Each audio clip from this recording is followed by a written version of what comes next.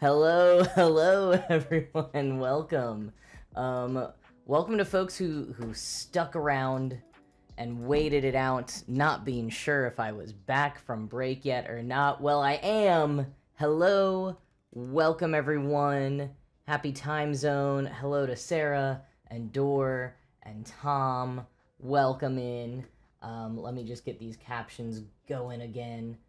I was like getting the stream notification message ready to go, and in the middle of that I was like adjusting one thing on it and it got an error, and then let's see, are the captions working? It looks like they are. Yes, okay, captions are working. And then in the middle of that, the internet just went out. At first I thought it was a Twitch issue, and then it turned out the whole internet was down, and I barely have cell service in my house. So it's always very difficult to like try to troubleshoot and like check my internet provider app and stuff like that when the internet goes out. And it once I eventually got into that, I was like in the middle of rebooting the router and the modem and all of that, and then I got a notification from my internet provider that there is an outage affecting the whole area, and service is not expected to be restored until 9:30 p.m. Originally it said 8:30, now it says 9:30. But it seems to be working now, so if I go away again, that's what's going on. And I may or may not be back. I tried to post a little thing on my Twitch stories, so if you are here watching this, and if I freeze and don't come back for a little bit, maybe check the stories, because I seem to have enough cell service to pretty much get an update out via stories eventually. But other than that, let me know how things are sounding and looking in the chat. Chat seems to be frozen for me, so now I'm worried that the stream isn't working, or maybe just no one's talking. Okay, Tom said something. Great, we're good. That was not to guilt you all into saying things. I just had a moment of like, oh no, is it all breaking? Yeah, very fun and non-stressful time for first stream back. Absolutely. You know what is good though is I was feeling so tired, and I think this like jolted me back to some energy. I'm also just realizing that I think the pattern is backwards-ish. I gotta figure this out, because that should be on the right. So we got this, and let's go here. We'll try this. I think that's more correct. So I have the new overhead tripod arm, which means I had to flip the image because my camera is kind of upside down compared to the pattern, but I guess I had to flip it the other way as well. Learning things, always learning things here on this Twitch channel. Dor, no worries about lurking. Please do your thing. Everyone, happy to have people lurking. You know, eat your dinner, work on your crafts, do whatever you're doing. I just needed one moment of reassurance. I was like, oh no, did it all break? Is the internet down again? Okay, let's get started on the warm-up pattern. I have not even threaded a needle yet. I was like a tiny bit behind getting set up as it was, and then the internet thing. And you would think that, like, waiting for the internet to come back would have given me time to get prepared, but instead I was, you know, troubleshooting the internet. Where did all my floss go? Here we go. Okay, so we are actually starting a whole third row. Oh, Tom, thank you so much for resubscribing, and you can help us with the shelf. Adding some more to the shelf. We'll get 4 more stitches on the shelf, which means we're going to finish this top one and start a shelf down here. That's very exciting. So thank you, Tom, for contributing to that. I very much appreciate it. Oh, hey, Joe. Happy New Year to you as well. As I get started on this little warm-up, I'm just going to put in the chat what it means for folks who are here for the first time or haven't been around for the beginning of a stream before. Wow, look at those knots that I've created for myself on the back there. That's no fun. I need a better floss management system. Can I fix this a little at all? I don't know that I can. I mean, maybe, because this doesn't need to go anywhere. except out of my way. Let's pull it out a little bit. It felt like it was going to. Okay, maybe not that direction. Maybe it'll go this direction. There we go. You can't, all you can see is my hand. Sorry. Okay, I'm just gonna get this out of the way. Attempted. Without breaking everything else. Okay, and now what do I have? These two are perfectly fine. Except I need to use the light brown to start somewhere fresh. So let's just try to get these out of the way here. And we will see what happens. While I get this all set up, folks, if you would like to, you can give a shout in the chat of what craft you're working on tonight or what you've got occupying you during the stream, if anything at all, if anything that you want to share. Oh boy. I've been working on a lot of crafts lately that are using like all 6 strands of floss or blended strands, but like 6 total. And I've been using a larger needle for those, but it is still tough to get them all on. And I think my thought would have been that now just using the classic 2 strands again would be easier to thread, but I think I've just like lost my floss threading abilities somehow. Oh, this is all the way over here? I just realized because I am just using the same strand of floss instead of like cutting new ones each stream, now I will have to start the shelf from the other side, which does not matter at all, but my brain is like, must start the shelf from left to right every time. But we won't. We're not going to now. Okay, so let's try to do that. Ooh, I know. And it can be up in this. Okay. Cool. So I'm going to be stitching there. So let's move the camera, or at least go out a little bit. And maybe that way? Doing everything like kind of reversed and mirrored and upside down is something. Okay. Yeah, no more levitating bobbins on the first row. Thanks to you, Tom. So thank you so much. Mikey is having some dinner and then knitting. Started a very pretty cowl the other day. Nice. I should know what a cowl is because I know that word by sight, but I don't remember what it means. So you'll have to tell us all. This is also not the best angle, but I think I can make it work. So there should be 1, 2, 3 before I start the next one. 1, 2, 3. Bam, here we go. We are finally starting in earnest. First stitch of 2026 on stream. Anyways, I have already cross-stitched this year. It is the 5th. That would be a little atypical for me if I had gone 5 days without cross-stitching at all. Although I will say my cross-stitching went down a little bit because I was going so hard in the lead up to mostly Christmas, but generally the holidays. And then continued cross-stitching quite a bit after that for reasons that I may expound upon later. But the point being that I got a little bit tired after stitching a lot, but I have still stitched, I think, at least once since the new year began, maybe twice. So I'm excited to have an evening to do a little bit more with all of you as you work on your crafts. So speaking of which, we've got Mikey knitting a cowl. Joe is going to be cross-stitching a present for his sister's first wedding anniversary. So I'm like checking pronouns because I have the pronoun extension shows up on one of my monitors, or like on browser, which is on this monitor, but not on OBS, which I'm looking at right here. So sometimes if I'm looking that way, I'm just trying to check pronouns. And for anyone who does not have their pronouns showing up, if you would like to, I'll put the info for that. If you want to add your pronouns, you do not have to, but there is an option if you would like it. Okay, Tom is finishing up a level of a chill game where you're a little boat that goes around cleaning polluted water. And then possibly also working on a too ambitious cross-stitch of an intricate Japanese temple with cherry trees scene. Wow. would that be your most ambitious cross-stitch project yet? Because, Tom, I know that you've been doing a lot of smaller cross-stitch projects. It's fun to get that first big ambitious one, but also can be intimidating.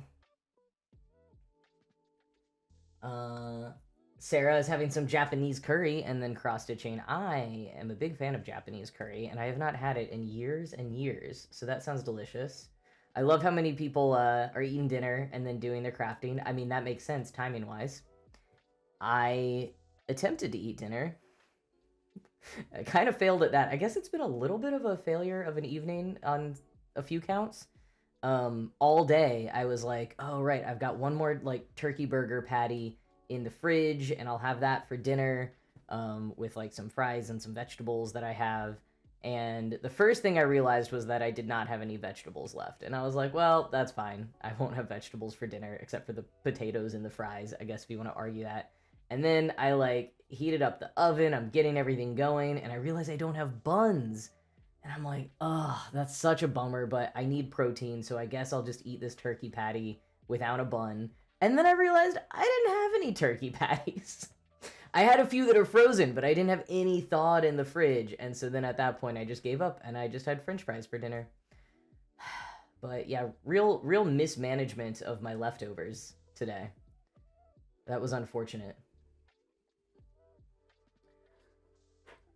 Rogan is going to be catching up on their tarot journal to hand draw the cards in it. Ooh, that's very cool. And that is such a good, like, start of the year thing. I don't know if you're doing it because it's the start of the year, but I know a lot of people do, like, a tarot spread for the new year. And also a lot of people do various journaling and bullet journaling and things like that. I've got a few things like that I might do, that I might chat about a little bit later. But that's very cool. That's really cool that you hand draw them. I've seen some tarot like cross stitching. Sorry, I'm trying to decide what angle I want to finish this floss on. Keep just turning this around and around. Okay, let's try to get this in here. That's as good as that's gonna be for now. Oh wait, I don't need to be finishing it. That's the whole point, is I keep saving the floss so that I don't have to finish it. Okay. And now, I am almost positive we are continuing with the red floss today. So we're going to continue with the DMC 817 red floss. Oh, update on the cowl that I think everyone has seen but me so far. It's like a scarf but a circle. Okay. I was pretty sure it was like a scarf or hood related kind of item. So that makes sense, and that's very cool.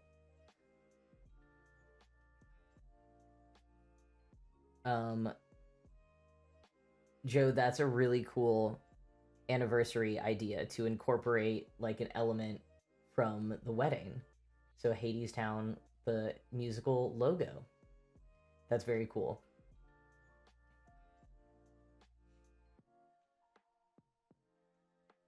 Rogan has not yet done the spread, just behind on doing your journal. I am behind on most New Year's things.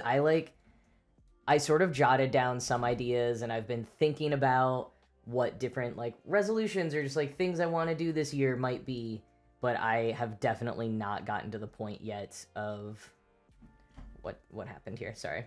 I have not gotten to the point yet of like writing it all down, or doing kind of the arts and crafts side of New Year stuff. I even realized like at work today, I have like some spreadsheets that are year specific. And even though I worked a little bit on Friday, it did not even occur to me until today that I was like, oh, I have to make all of the 2026 versions of these. Like, whoops. I haven't updated my calendars yet. I've had a busy time, so I'm behind on getting started on the new year. But that was kind of my plan for this week. So like coming up this week, that is a lot of what I will be doing after today. And actually, that's a little bit of what we're going to do after this warm-up cross-stitch as well. I am going to work on my book tracker cross stitch, which, excuse me, any of you who follow me on Instagram or YouTube, maybe I posted it on TikTok here and there over the years. Any of you who follow me on there might have seen before that for the last couple of years, I have been cross-stitching a little bookshelf that serves as a tracker for all of the books that I read each year. So every time I finish a book, I get a cross-stitch, a little rectangle that represents a book on the bookshelf. And it's super fun. I love doing it. I don't actually, like, keep up with it super well in, like, as soon as I finish a book, I stitch it on there. Mostly because I like to make video updates, and therefore, anytime I want to stitch it, I have to film it, so then it kind of becomes easier to stitch, or, like, yeah, to stitch a handful of books at once, so I can just bring out the camera one time. It's a whole thing. Also, because of that, even though I need to finish last year's book tracker cross-stitch, I am not going to be doing that on stream, because I need to film it in higher quality than I can get via the stream. So instead, we were going to start the shelf for 2026. Ignore the fact that the little picture in the bottom corner says 2025. I didn't have time to put together one that said 2026, but it's the same basic concept of what we're doing. So I'll be stitching the bookshelf. So this is just a very shelf-heavy stream today. We got the warm-up spool shelf, and then we're going to be doing the bookshelf shelf as the main cross-stitch. Very, very shelf-heavy for all you shelfies there. Oh no, Sarah, you hadn't been able to see the stream. I'm so sorry. I did see your message earlier on, and I meant to ask. But then everyone else said it was working, so I assumed all of the tech issues had been resolved. I'm so sorry that it wasn't working for you, but I'm glad that it is now. Welcome. Hello. Hello, hello. And I'm just seeing, Tom, you got annoyingly sick right after coming home from visiting family. I'm so sorry about that. I am hoping that I am not sick, but I'm a little bit wondering if I am catching something. I'm going to have so much orange juice tomorrow. Going to have those vitamin C gummies, have some zinc. I don't know. And rest. I will try to rest and stay hydrated, but yeah, I've been feeling some things in my throat, and I've been tired, though I have reasons to be tired, but I hope that you have started to feel better, Tom. I know there's been some colds and some pretty bad flus that have been going around, so I hope everyone's staying as safe as they can. Okay, so we have done today's follower spool, and now, because Tom just subscribed for 4 more months, we can also add 4 more stitches to the subscriber shelves. I say shelves because there's about to be more than one. Ah, that did not work the way I wanted it to. Okay, here we go. I can do this. You go there. Talking to the floss and dropping a needle, as I usually do. Okay. I'm gonna anchor those pieces there.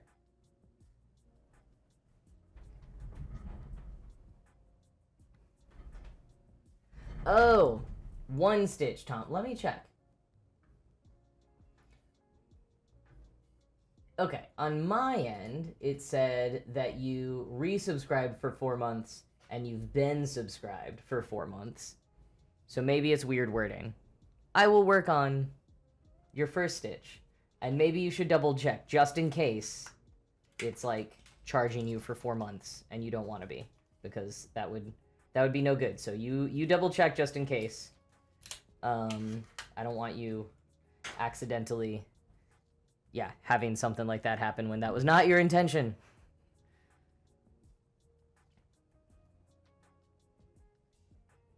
But I will work on the 1 stitch, which will get us almost to the end of this shelf. So close.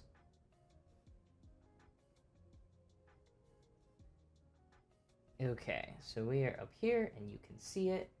It's a little loose, but here we go. If I can find the right hole.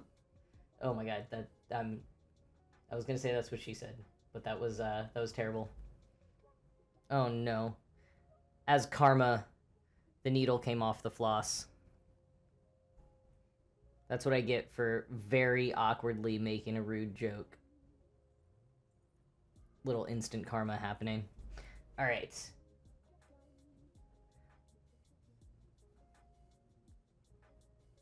Still the wrong hole. Wow. All we gotta do is one stitch, and I am failing in so many different ways. Okay. Tom says it's just worded weird. I appreciate you saying you plan on subscribing for the next 4 months either way.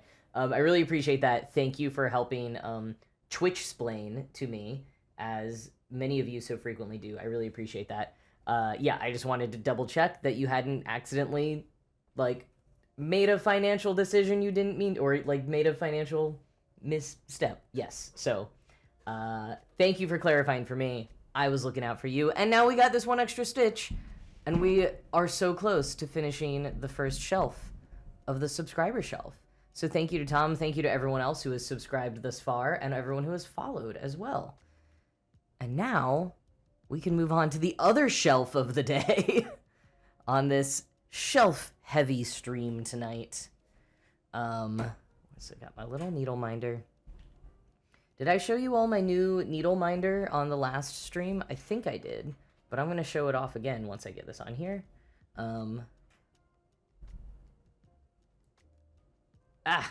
It is such a strong magnet, which is amazing. As a little frog and toad. This is a gift from my friend Alora, and I love it. It's toad bringing frog coffee. I always forget which is which. Maybe it's frog. Yeah, probably frog bringing toad tea in bed. How many books is my bookshelf for tracking? That is a very good question. And actually, I'm gonna show you all, in case any of you are interested in doing this yourself. So, as it says, ooh, I spelled her name wrong. This book tracker pattern is by Sophie O'Neill, and she goes by the Stir Crazy Crafter online. She's on Instagram and TikTok, and I think YouTube. You can just go to the stircrazycrafter.com. She sells things on her website. She also has an Etsy shop, but if you prefer not to buy from Etsy, she sells, I think, everything in her shop, and I will actually link to the digital downloads for the reading trackers in the chat in case anyone wants them. Oh, I forget that it doesn't let me paste sometimes. Maybe over here. Yeah, there we go. Okay, so the way it works is that she has multiple patterns that you can select from, and some of them are for like 75 books, 100 books, 50 books. I bought one for 12 to 24 books, and that does not appear to be on her website, so maybe double check her Etsy page instead. She also has a lot of cool, like, embroidery journal challenges. She does a lot of really cool stuff. If you're interested in any kind of projects, even kind of similar to, like, what I do with the warm-up one, where you're just kind of, like, stitching or embroidering your personal data throughout the year, she's a great person to maybe buy some patterns from, because she designs a lot of cool stuff like that. So she's got some, like, common annual book goals, like 75, 50, or someone like me, 20, 24 is usually what I'm going for. Oh, good. You see 12 and 24, Joe? Great. I don't know what I'm missing, but thank you. And, yeah, so you can pick it from there, and then the PDF download, she probably has this on her site, but I'll kind of show you. She suggests a number of different methods that you can use. So, like, I usually use the genre method, and I make up my own key with things that are more specific to the genres that I'm reading and the colors that I want to use. So I sort of, like, as I go through the year and I've read in different genres, I'll just kind of pick colors that I like or that I feel like go together, and then if I reread them, I have those. Or you can use the ones she suggests. I think she also has, you can, like, organize, I think I don't know, she has a lot of different methods. There's like, did you read it digitally or physically or audiobook, or how many pages was it? There's a lot of different ways. And then, of course, you can make your own as well. And then the pattern, which I guess I'll load up on my iPad soon, it's very basic, and you would just pick the numbers. So you would do your little books. I feel like I'm over explaining it, but that's the basic concept. And this is my 2025 one, which, like I said, is not finished because I did pretty much hit my goal this year. This pattern is for 24 books, but my personal goal was actually just 20 books, and I ended up reading 22 or 23. So I feel like I'm proud of that. It's kind of like my initial goal was 20 and my stretch goal was 24. And I actually thought I read 24 books until I counted, and then I realized it was less. So whatever. But yeah, I need to finish filling this in, which I will do for a video sometime soonish, hopefully. But today we're gonna make the shelf for 2026 and get started on that. So I have that ready. And I did already complete one book so far this year, so I can also stitch that book if we get close enough. Okay, so the shelf I decided is in 3031, which is a different color than the pattern from the Stir Crazy Crafter, but that is the color that I decided I liked for my shelf. I also, over the years, have kind of like changed and adapted it a little bit just to suit my own needs. So I'm not following exactly her pattern. If any of you have also used the pattern or are now deciding to use it and you're like, what, mine looks different, that's why I've just sort of riffed on it. But this is all originally from the Stir Crazy Crafter. It is her idea. I highly encourage you to get one of her patterns if it's something you're interested in.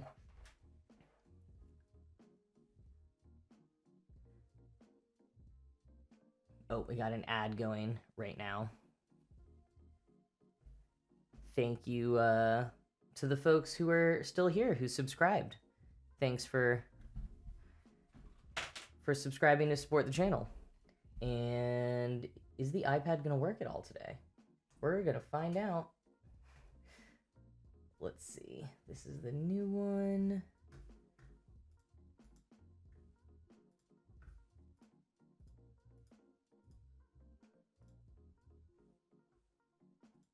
Yeah, nice. Okay. Rogan, you read about 100 books in a year? That is so many.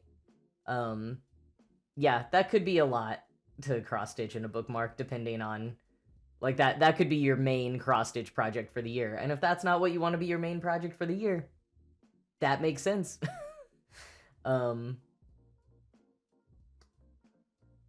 What genre of books do you typically read? I'm always curious when people can manage 100 books in a year.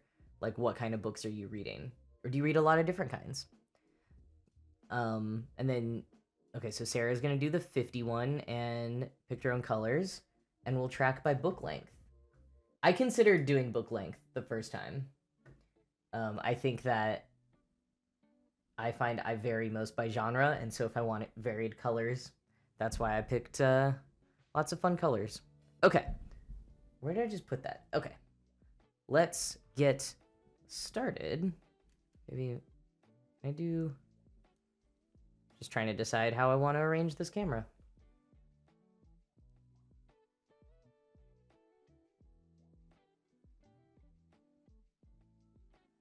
This looks like about the middle, but what is the middle on the pattern? I would want to go down just one. 1, 2, 3, 4, 5, 6, 7, 8, 9. Okay. Ooh, sparkly floss for very long tomes. I like that idea. Maybe I should add a sparkly one for some genre. I feel like that would be maybe like fantasy or something.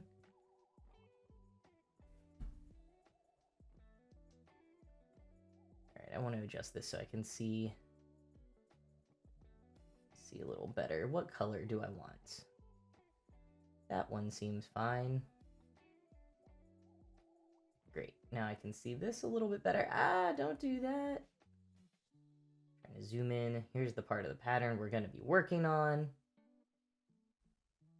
Ooh, a genre that's not a go-to, so it helps motivate you. Fantasy is not a go-to, so actually that could work in multiple ways. Where's the main screw that I'm trying to find? Is that it? Yeah, there we go. That's more what I wanted. Okay. Welcome back belatedly from the ads, by the way, folks who were gone for those. Thank you for sticking through them. I appreciate the support. And now we are officially going to get started on the bookshelf project of the day.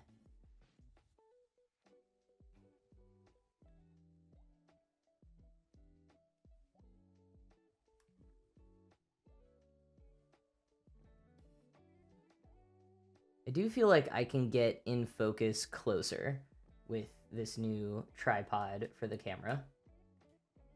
It's not substantially different, especially in terms of like still being in frame with the webcam, which is the main thing I want to keep troubleshooting, but it attaches to my desk and can easily be tucked away, which is one less thing I have to set up when I decide to stream. And anything that makes it easier to set up and take down will make it easier for me to stream more often, which is a thing I would like to do.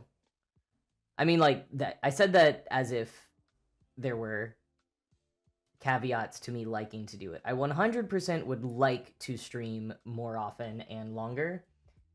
The caveat is finding the time in my schedule to be able to do that.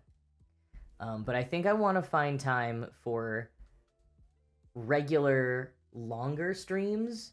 Probably not on a Monday night, probably starting, like, earlier. And by regular, I do not mean often, but regularly occurring. That's one of many, like, Twitch and content-related goals that I've been thinking about for 2026. Because I just think it'd be fun, you know, like most streamers do, like, 4 hours or something.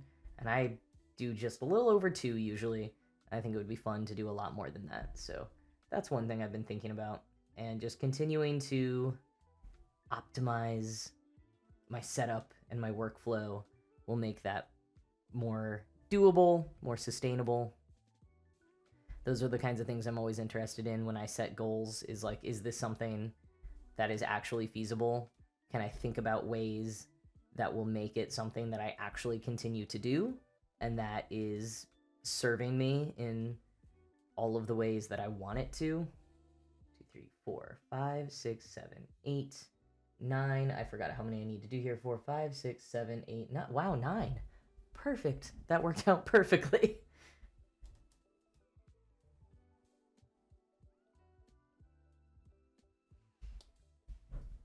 Oh yeah, and this stopped working at some point. Is it still not working? We're gonna find out.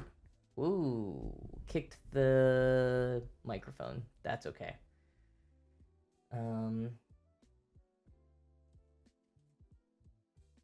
Oh, okay. That's working now. Sarah, thank you for resubscribing. And now I'm confused about you subscribed for 3 months? Oh, and Belle, thank you for subscribing with Prime. Wow, thank you all for renewing your subscriptions. I really, really appreciate that. Sorry, I'm distracted by all the things going on. Oh my gosh, Hype Train starting now. That's very exciting. What a great start to the year. Thank you all. First Monday, Bell Knight says this is the first Monday you're not working in a while, so happy to catch the stream. Well, welcome. We're happy to have you here. We're going to have to get the subscriber shelf back out. I think we can finish up the shelf for the first spools now. And Sarah says, one of my goals for this year is start working out again, so I have to remember that in a little over an hour you need to head out to a workout class. Well, that's okay. You won't miss too much of the stream then. We will miss you, but that's great to stick to your goals and hit your goals.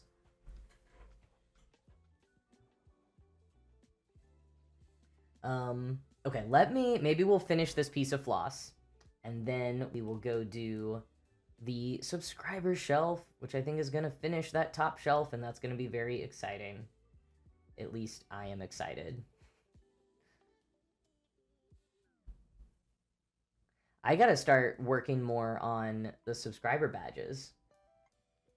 I think most of you who resubscribed today have like the founding badges, but I've got subscriber badges for like, you know, how many months you've been subscribed for, and I am behind. I don't think I have 4 months worth loaded up yet of what I've designed. They're so hard to design because they're tiny, but I'm gonna keep working on those. But yeah, Sarah, speaking of goals for the year, of just figuring out ways to like build them into your routines and make them things that you can actually keep up with. So good on you for having some goals for the year that you're working on. I guess it's only the 5th, so I was gonna say, and for keeping up with them, but it is only the 5th. Okay, so we're gonna finish. What did I do there? Like 1, 2, 3, 4, 5. We got 14 stitches in. This was a very small piece of floss that must have been left over from either last year's shelf or something else that I used this floss for. I'm uncertain. Do that. That wasn't very good. Let's get a little bit more coverage. That was marginally better. Some people don't even make it to the 5th, so it's still worth celebrating. Yes, absolutely, Tom. I am not even starting one of mine until the 6th. It was supposed to be like a every day of the year, like for 365 days straight, I'm gonna do this. And I did it. I didn't even hear about it until the 2nd. So I did it on the 3rd, and then I was like, I'm not doing it the next 2 days. We're officially saying this starts on the 6th now.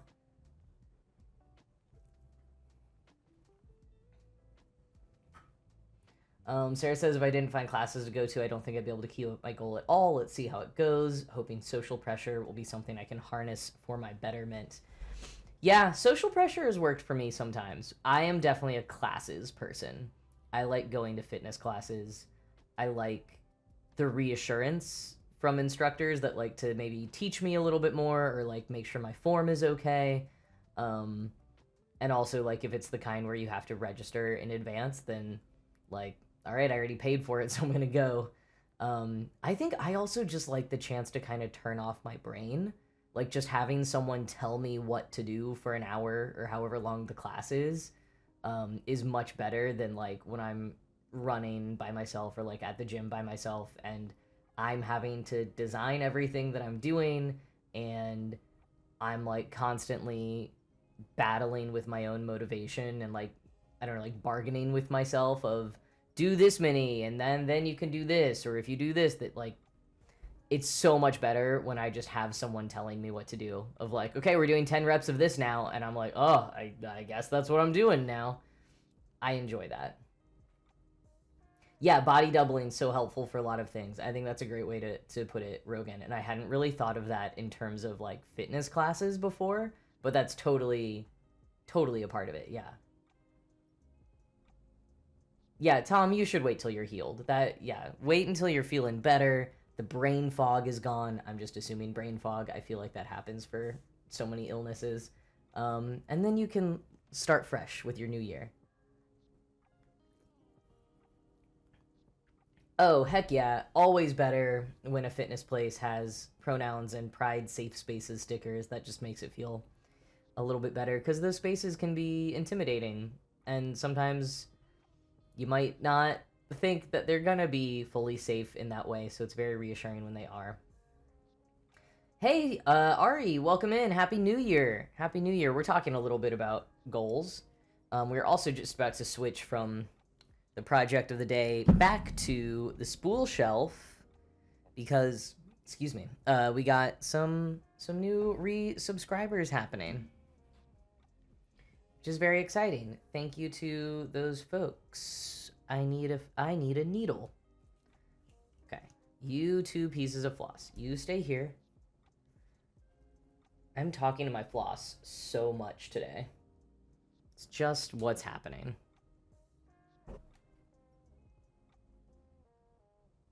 Ooh, yeah, this is going to be exciting. We're finishing this shelf.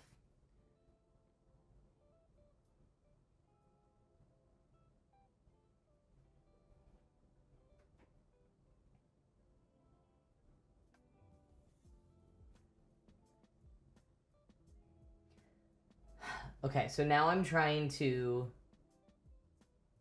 decipher Twitch again. So I think Bell Nye resubscribed for 1 month and Sarah for 3. Please correct me if I am incorrect there. Tom, yeah, totally. You've got to communicate with your floss, otherwise how will it know what to do? It's like a fitness class. If the floss just does it on its own, it might get too burnt out. But if it just listens to me tell it what to do, maybe it'll have a better time. That only sounds halfway okay if you heard my prior thing about how I like to turn my brain off in fitness classes. Both were for 1 month. Twitch is so confusing.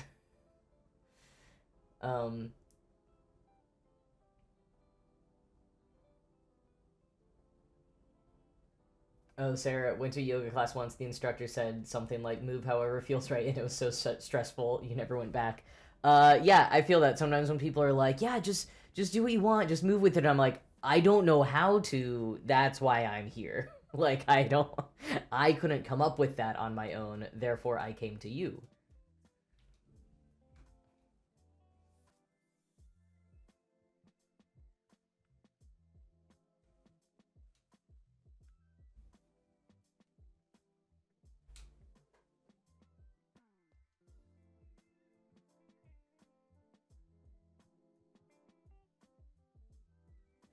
Okay. We're going 1 stitch for each one.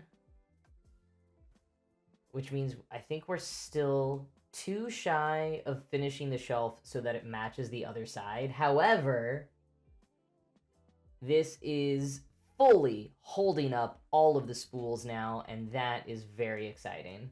So thank you to Bell Nye and to Sarah and to everyone else who has subscribed so far to help build the shelf for the spools. And thank you to all of the followers for making up the spools themselves. Fully supported spools. Yes.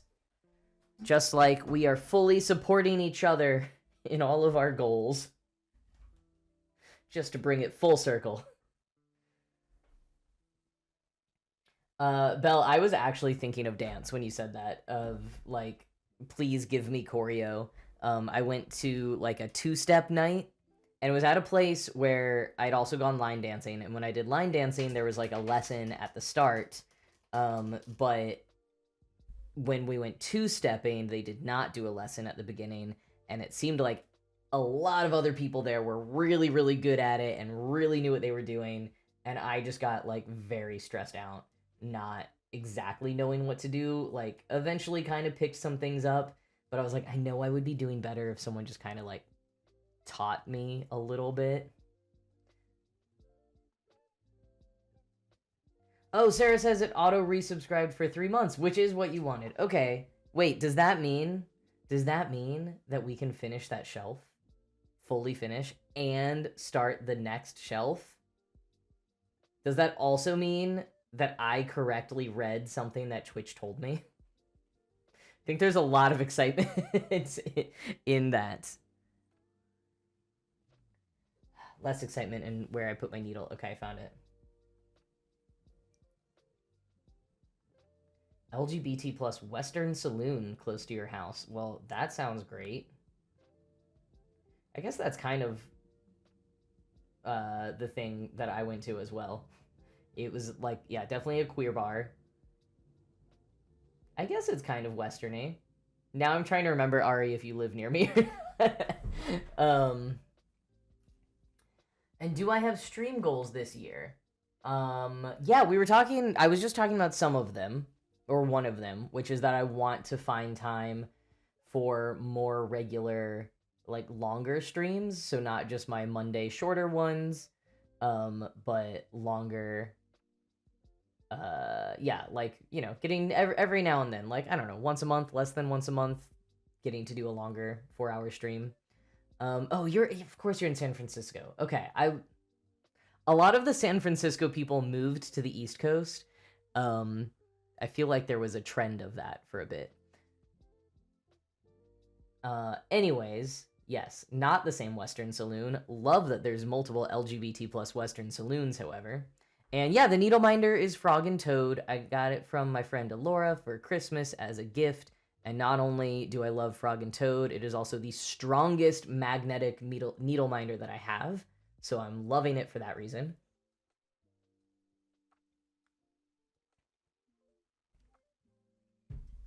Okay, so we're doing a lot of swapping here because I want to go back now that I know that Sarah did subscribe for 3 months. We are going to add in these final bits of the shelf and start the next shelf. And I'm excited about that. Okay. I need another needle. What am I drinking tonight? It is just a polar seltzer. Black cherry polar seltzer. From Worcester, Mass. I would say overall the best seltzer brand. I get excited by a Topo Chico, being from the South, but Polar Seltzer is better on the flavors. Historically, Topo Chico was pretty much just unflavored. And then they got bought by, I don't know, Pepsi or something like that. And now they do all kinds of other things. But I like that Polar Seltzer, to my knowledge, is pretty much still just like a New England company. I don't think they're owned by a larger corporation. And it's delicious. I love Polar Seltzer. I buy it by the caseload and drink a lot of it.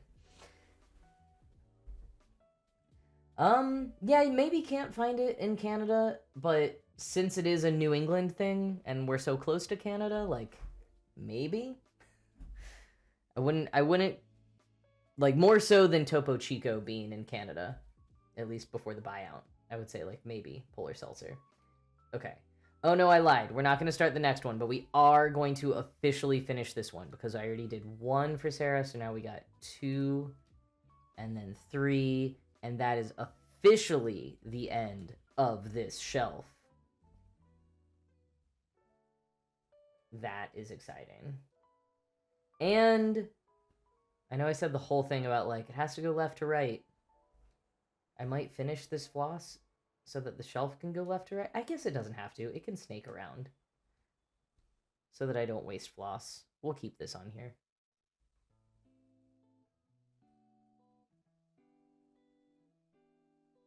Ah, Western Canada. Yes, I forget that Canada goes all the way across. Despite the fact that I have only been to Western Canada. I've never even been to the parts of Canada on the eastern side. But because I'm so close to it now, that's most of what I think about. But yeah, with the current beef between our nations, sorry about that. You probably will not be finding American seltzer. You are correct. Also, when I glanced at your comment there in the chat, Belnai, I thought that you were talking about the company Western Beef, which is like a wholesale beef retailer that I have mostly seen in Queens, New York. I forgot if I've seen it elsewhere, but I saw it yesterday, so it was on my mind. And yay, finished shelf. Yes, yes. Yeah, Western Beef is a company, and they have like their logo's like a cactus, like a smiling cactus with a cowboy hat or something, I think. I thought that it was a restaurant for a long time. There used to be one near my apartment in Queens, and I would walk by it, and it took me years to realize that it was not a restaurant. It was like a wholesaler, a wholesale supplier of meat. I think. I could be wrong about any of this. What am I doing? I want to start this from the front. That's so much easier when I'm working with a stand.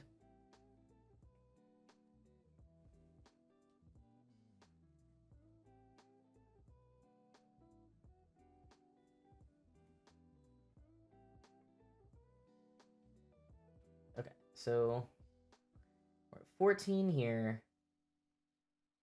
which I think means we're at like 24 total. No, I did that backwards.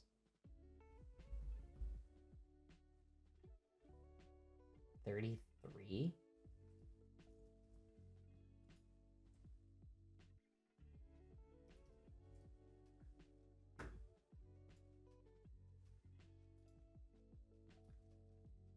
In Japan, there used to be a store called Mr. Meat that sold t-shirts.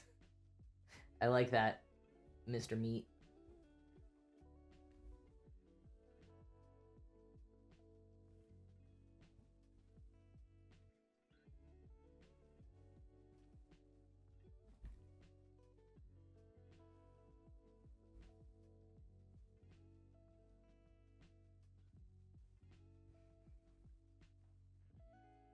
So Ari was asking about stream goals, and I've mentioned wanting to carve out some regular time for longer streams.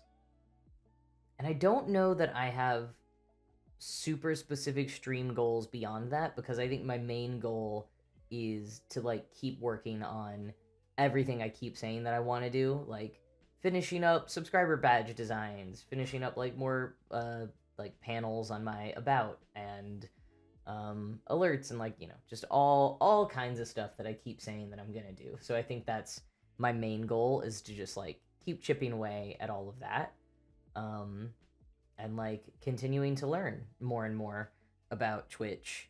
And yeah, that's kind of it. Yeah, just longer streams, not really other content. I've always had in my mind that I might occasionally do other kinds of crafts, but yeah, sticking to the same kind of like co-crafting, craft and chill kind of vibes. But doing other content off of Twitch, yes, definitely.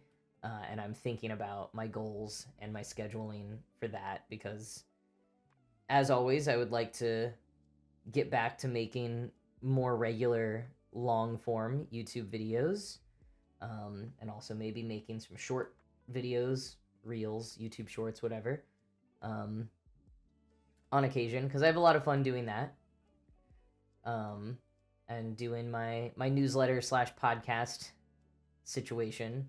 So I want to do all of those things, and also work on a book. Just as always, way too many creative content goals, and that's kind of the challenge of the next couple of weeks, is to look very seriously at my schedule and everything I have going on this year, and see what some realistic goals could be for me creatively and content-wise. So that sort of remains to be seen. But as I look through and try to make some of those decisions, like, one thing I'm keeping in mind is, when could I pencil in some time for some longer Twitch streams on occasion? Gotta keep up with those SMA. What does that stand for? I'm out of the loop on something. I'm out of the loop on a lot of things lately. Oh, SMART goals. Yeah. Oh man, yeah. What does it stand for again? Isn't resources is one of them? Oh wow. Okay, maybe that'll be one of the things, is to look up what it means again.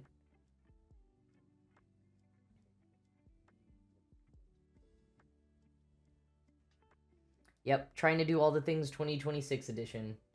That's it. Okay, yes, specific, measurable, attainable, realistic. Tried. I could just Google it, but sometimes it's more fun to guess.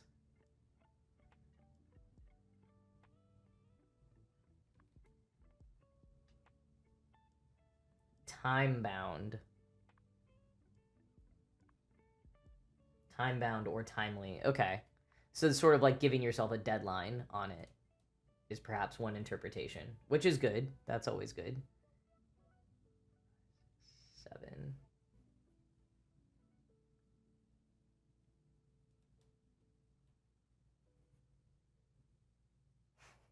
Crowdsourcing random answers, the most fun. Yes, not always the most responsible, but can be the most fun. Smart goals. Yeah, that's the Massachusetts way of saying it. Smart goals. The H is haha.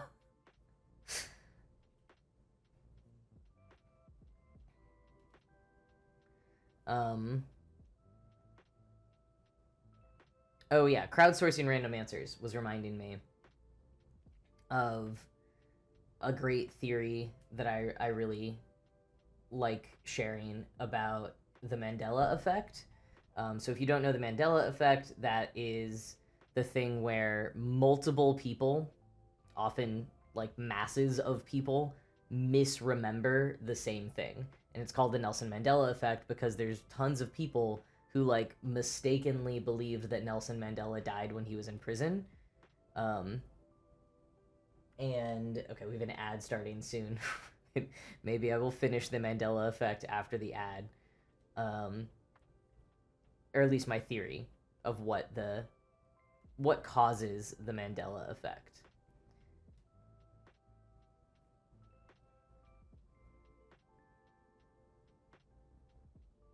Is it irresponsible to crowdsource answers from all of you? I mean, I think that you're all intelligent people, but I say that based on like niceties and vibes and a little bit of critical thinking in terms of, you know, if you enjoy the kinds of things that I talk about, then you're probably pretty smart folks yourself, smart folks. However, in terms of responsible media literacy, you know, most of you I do not actually know, and less that it's like not trusting you and more thinking about my own power and responsibility and the fact that like I'm the one here on stream, and if I say something, any one of you might believe that, just like trust my authority and expertise on the matter, and then go out and like, you know, spread that information that might not be correct. So it's sort of on both sides. It's like while I would like to trust all of our expertise and intelligence and things, at the end of the day, I don't truly know. And the responsible thing to do would always be to fact check and to double check something you heard. Because there's always human error, too. There's plenty of things that, like, I maybe fact checked once. I read from responsible sources, but it's been a while, and so I don't actually remember it accurately. I might not be a reliable narrator on that. And yeah, just being the person who is talking on the stream, I like to be aware of my responsibility in so many ways, including the spreading of accurate information, which I'm not going to say that I always do on stream, but that's why I often bring in these caveats of, well, I don't actually know, and take what I'm saying with a grain of salt, that kind of thing. We're all human with some faults, but happy to live in slight denial. A little bit of cognitive dissonance as a treat. Yeah, you know, sometimes you just have to do that. I appreciate that, Sarah, proving another reason why you like watching my streams. I wish that critical thinking and media literacy were more popular, trendy topics, or more common exercises from all people, but alas, it is getting worse and worse out there. So I'm glad we all have each other here. And in many other spaces as well. I think you can carve out your little filter bubbles of people who try their best to think and speak responsibly, but the world writ large, not going so hot.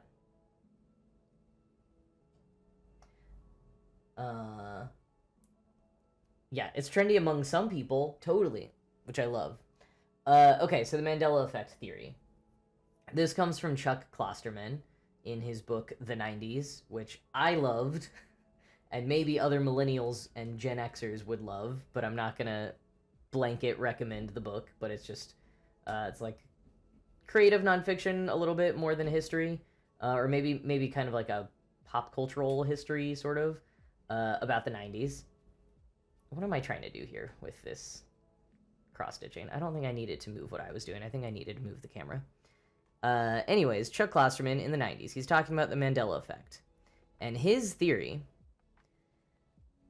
well, his theory begins with the fact that a lot of the common Mandela effect things that people put out there, like Nelson Mandela died in prison, and whether that movie was called Kazam or Shazam that had the basketball player, and was it Shaquille O'Neal or was it Sinbad, and people misremember that, or the Berenstain Bears that everyone's like, what? It was the Berenstain Bears. Like, all of those, they tend to be pop culture things or like news items from the 80s and 90s largely.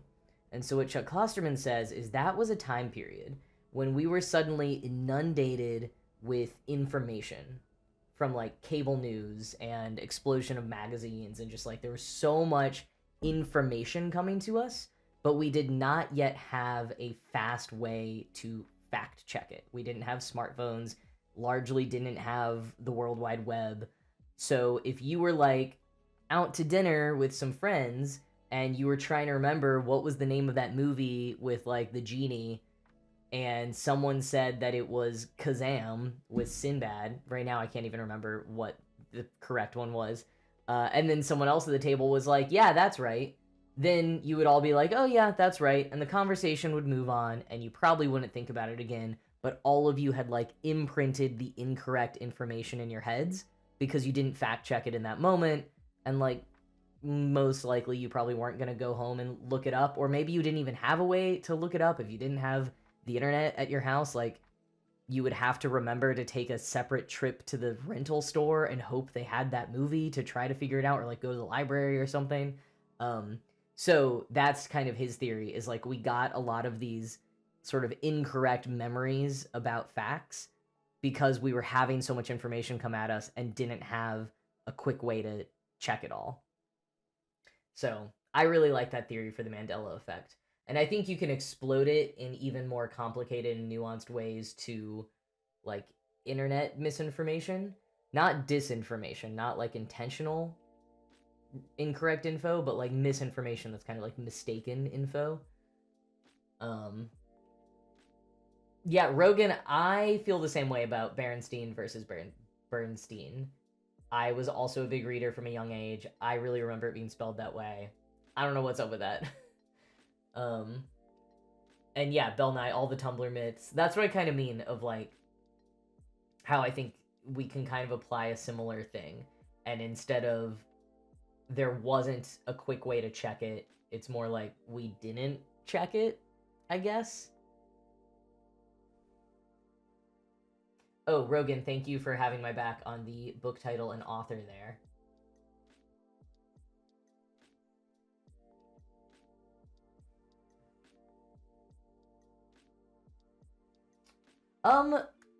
Bell Nye, you would like to hear a similar book about trans culture in the 2010s.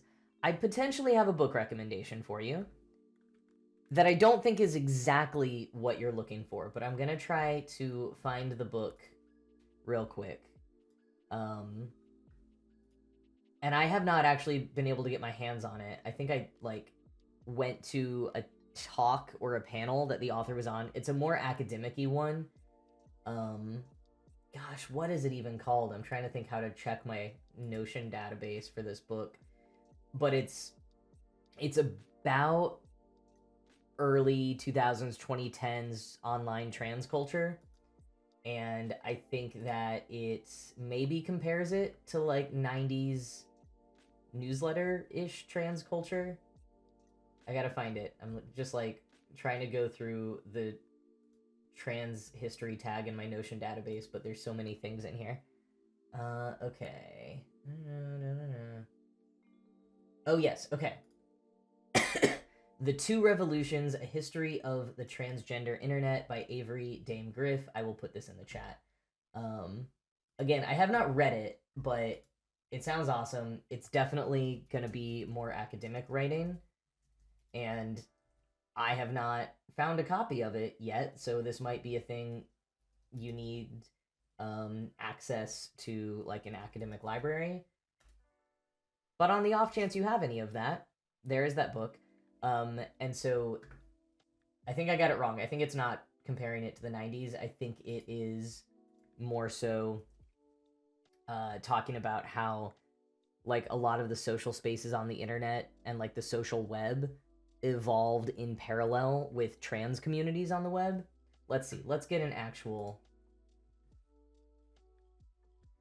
how the rise of the internet shaped trans identity and activism from the 1980s to the present.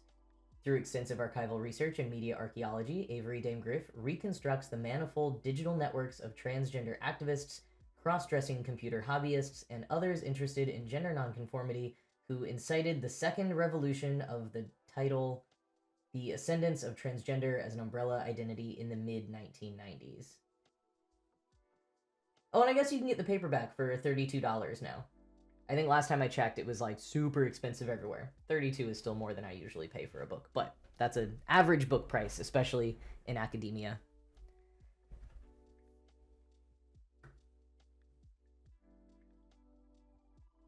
Oh my gosh, sorry, I'm going back up in the chat. But yeah, Rogan, the Fruit of the Loom logo having a cornucopia in it. I totally thought that too. I feel like a lot of Mandela effect things, I was like, wait, what?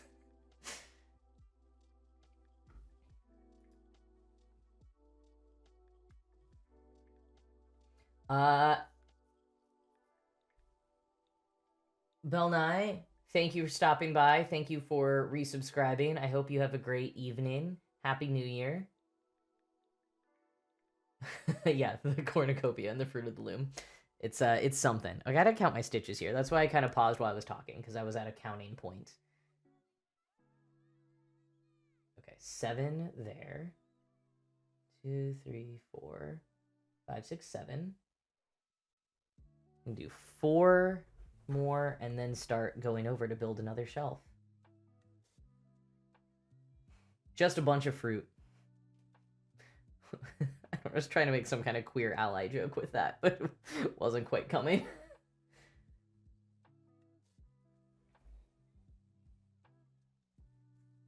And I think I already like miscounted / misremembered here.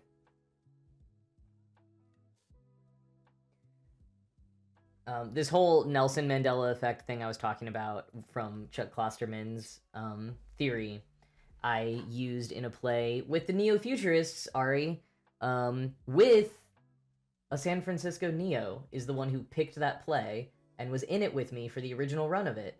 Oh my gosh, why can't I remember their name right now? I feel so bad. I can picture them and we'd like spend time together. I'm so terrible with names. I'm the absolute worst with names.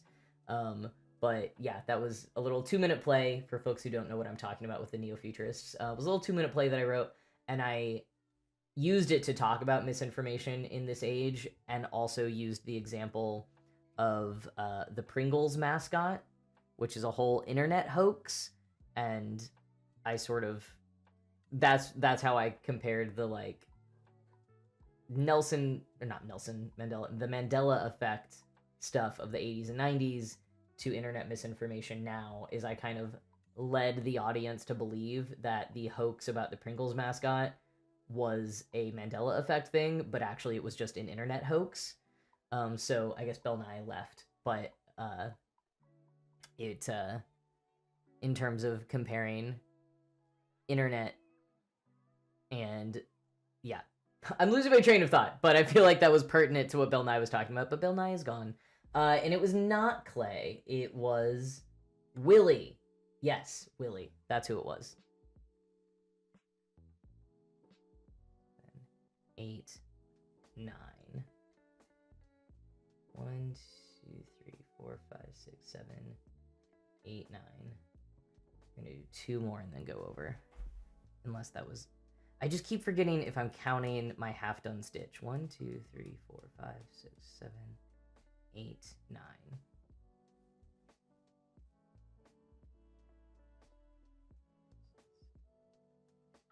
Okay, so in total, it is 10, with the 11th being the start of the other one.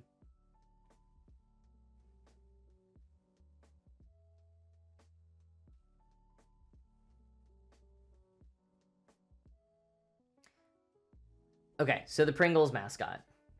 I'll have to see how much I remember. But basically, in the, I want to say early 2000s, there were some bored college dudes who were learning how to edit Wikipedia pages and decided to make up a name for the Pringles mascot. Just completely fake name that they made up, and they put it in the Wikipedia page. And I don't know if they had to like fight to keep it up and like, you know, do some editing battles on Wikipedia, or if it just sort of stayed there.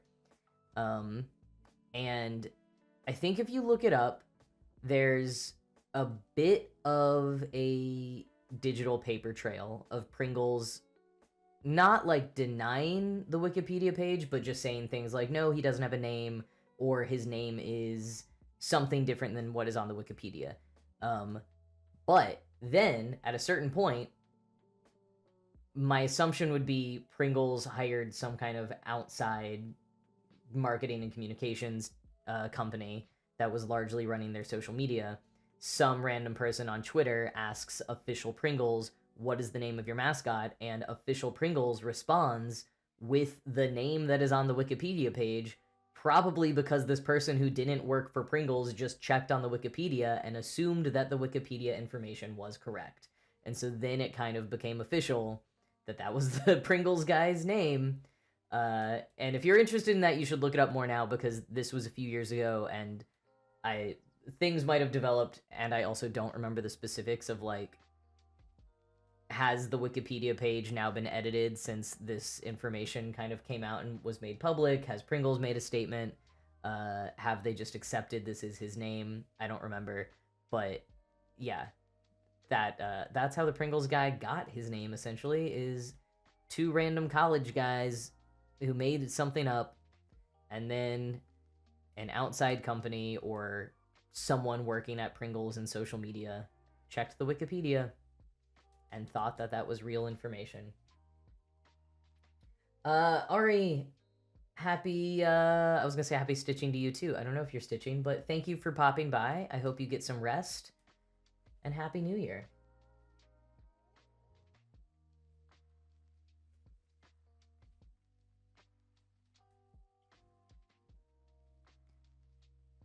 Okay, so when the stream started, there were a handful of you who were eating dinner, and then we're going to start crafting. Have you made it to the crafting phase of the night yet? And if so, how are your projects going? We've got the cowl, the Hadestown logo from Joe, the ambitious Japanese maybe cherry blossoms design from Tom. Trying to remember if it did or did not have cherry blossoms in it.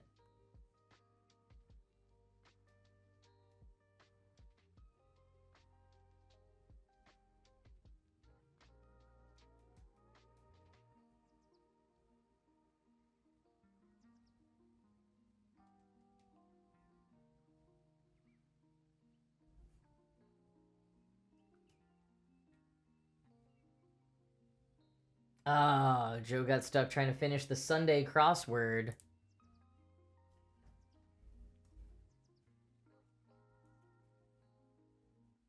I don't do the full crossword usually, but I can get pretty stuck on some of those other word games like Strands and Connections and Wordle. Sometimes I just stare at them for a really long time, and then I'm like, oh man, I need to be doing other things with my day. This was supposed to just be a quick boost of serotonin, and now I've been here for 30 minutes. Ah, Japanese temple does have cherry blossoms, but you're working on the temple part. And it's not going terribly. You know what? You should take that, especially if you're still not feeling well. Your brain probably isn't like totally there, especially for an ambitious project. So give yourself some grace with that one, I would say. This is roughly to this point.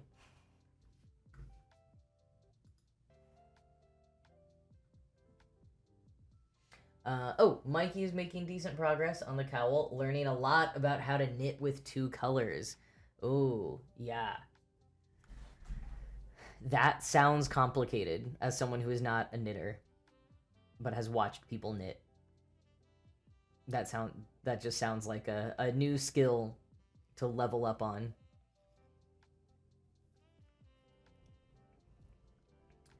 Sarah's doing a design by Kesslins and might not have enough floss to finish. I've pretty much only experienced that a handful of times, but especially recently because I was doing projects that required 6 strands of floss, and I was like, whoa, I actually have to buy so much floss to be able to do this, whereas usually I feel like I do pretty small to medium-sized patterns, so it's kind of rare for me to even use an entire skein of floss for a project. I'm trying to think about some of my biggest projects. I think my bigger ones had so many colors that like maybe I had to get more black, but that wasn't just used on that pattern, it was used on a bunch of other ones. Oh, the pattern only uses 2 colors, and you finished one in less than an hour yesterday. That's a lot. That is a lot of floss. Speaking of, it's time for more floss.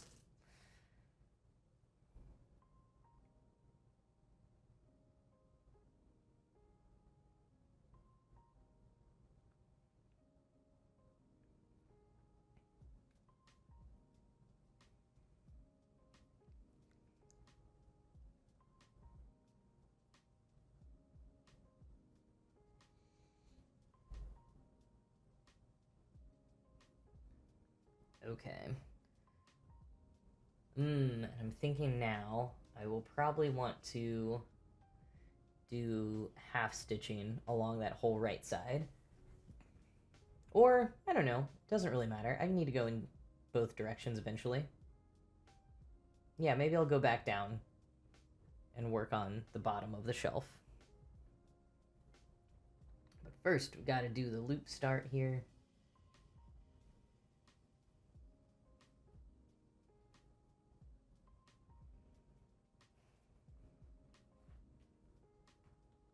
I feel like when I look at myself in the camera, I feel like my eyes look super blue and that my pupils look super tiny or something. I feel like my eyes look weird tonight, so I'm just gonna call that out to everyone. I don't know what's going on. They look really weird. Or I don't know if my face is weird. I was on a call earlier today and someone was like, "Did you like go on vacation in the sun for the holidays? You look like you got some sun." And I was like, "No, I got wind." I think my face has been a little bit wind burnt from yesterday, which was actually a cool thing. I had an extremely restful couple of weeks around the holidays, and then an extremely tiring last several days.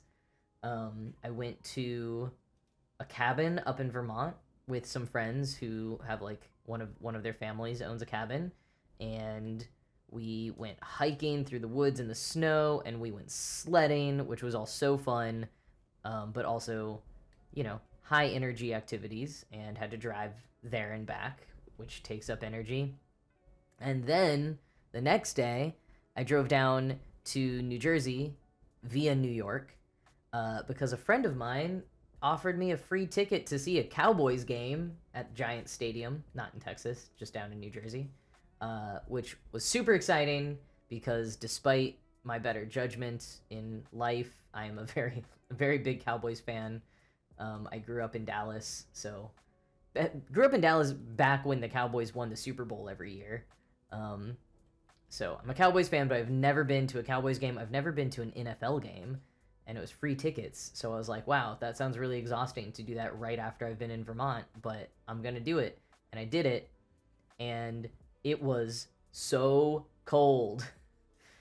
It was only in like the low 30s, but the wind in the stadium was just relentless the entire game. It was just like biting. And we had so many layers on. We had hand warmers. I put some in my boots. We had so many hand warmers, and we like would take breaks kind of inside when we could, and we had hot chocolate. But it was so cold, and the wind just like was really hurting by the end of the game, and my skin has still felt like pretty sensitive from that. I feel like it took me almost a whole day to like thaw and feel warm again after so many cold experiences this weekend. So if my face looks red, that is why. And I don't know why my eyes look weird, but maybe it's related to that. My hair might look more blonde. Yeah, maybe just the lighting is being weird. Although also, my hair does get more blonde from the sun in the summer. And maybe, no, I had a hat on all weekend. I was gonna say maybe just like being outside in the sun with like the reflection of all the snow made it blonder, but I had a hat on, so I think it's just the lighting tonight. I think the lighting is making my hair blonder and my eyes bluer, which I guess is a thing that some people would really like. if that were like a proven technique for lighting that someone could do. Ace, first of all, welcome. Hi, welcome to the chat. Good to see you. But Ace is asking if it was tough to adjust to the cold after growing up in the South.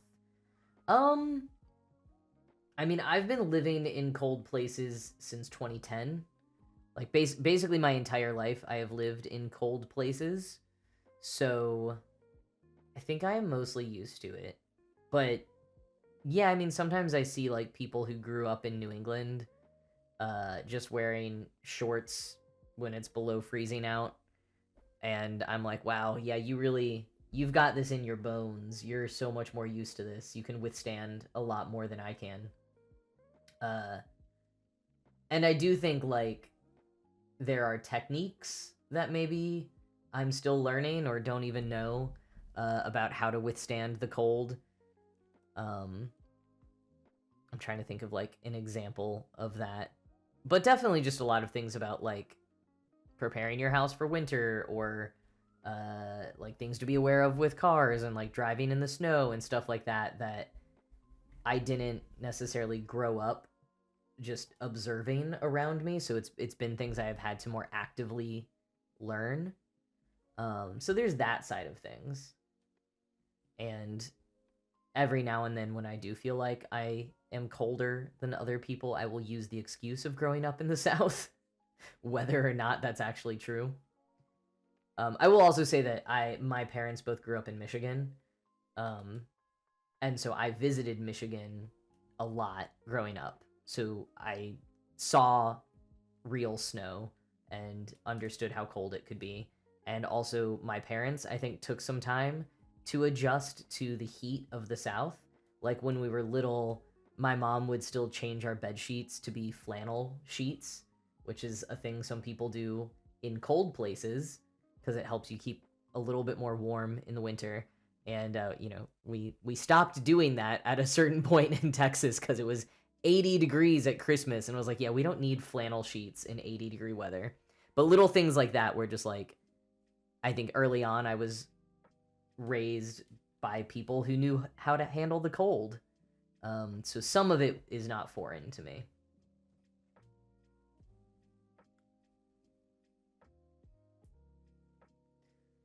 Yeah, Tom, some people just get easily chilled for no reason, or for reasons, but not necessarily ones like where you grew up. Okay, Sarah says, I grew up in South Florida, and a friend in high school had grown up in West Virginia, and they had been the person who wore sandals and shorts in the snow. But after 6 years in Florida, they also began to complain about the cold when it got below 70 degrees Fahrenheit. Yeah, funny how that can change. Like, I don't know that my dad actually thinks that 60-degree weather is cold now, but he will talk about it being cold, and I'm like, man, you grew up in Michigan in the 60s. It was 60 degrees was summertime. After being in Florida for a week, the coldest was like 40 something, says Ace. Yeah, that sounds about right. I mean, I grew up in North Texas also, that was very hit or miss. Like in terms of the winter. Like it would be just as normal in the wintertime for it to be 80 degrees as it would be for it to be in the 30s and have like a little bit of like snow, like light dusting of snow and ice on the road. That would happen every few years, or maybe for a few years in a row and then not for a few years. Like, I saw snow in Texas, just not the big amounts of it that you get up north. But it was also like that same date next year could be in the 80s, and like both would be considered normal in North Texas.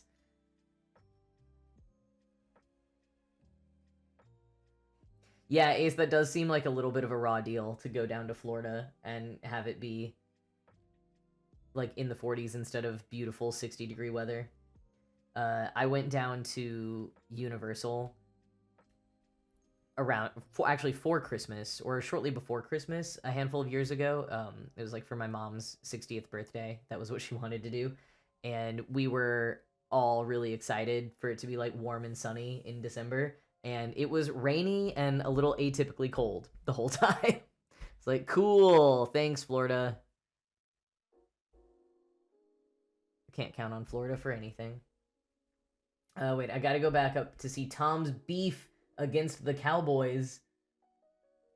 Okay. High school history teacher once had you all bet on whether Steelers or Cowboys would win the Super Bowl and gave the winners no homework. You voted Steelers, Cowboys won. Sorry. And yeah, definitely dating yourself. If you've been alive to see the Cowboys win the Super Bowl, it is time for a nighttime eye cream.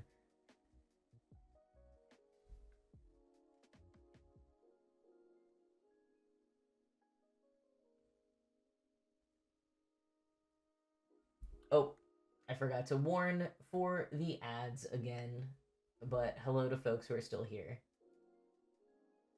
Okay, Dora grew up in the south of England where it was always hot, just chilly in winter, but now live more up north, and it's like, oh yeah, this is winter.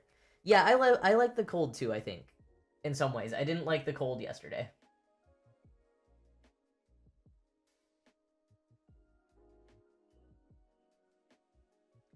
Oh, this is interesting from Sarah about whenever it got to the low 40s, there'd be news programs talking about the citrus crops and concern about the cold harming them.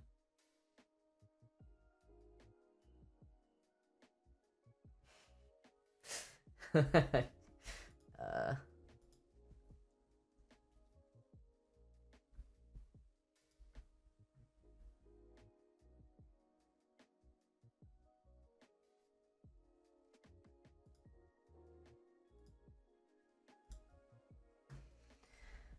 okay, I said to myself that when the ad started, that's when I would take the time to update the stitch counters. So that's what we're gonna do.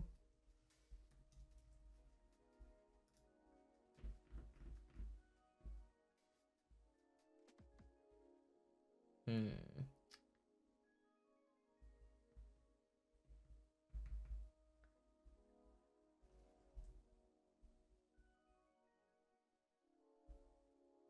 I think that's right.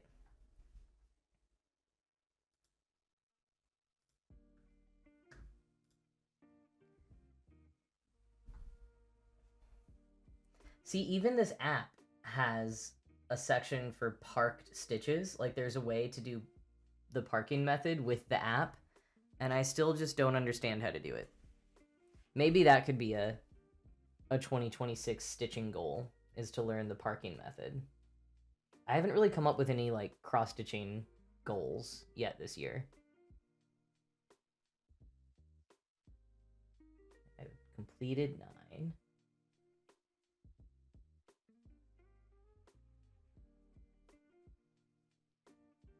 Okay.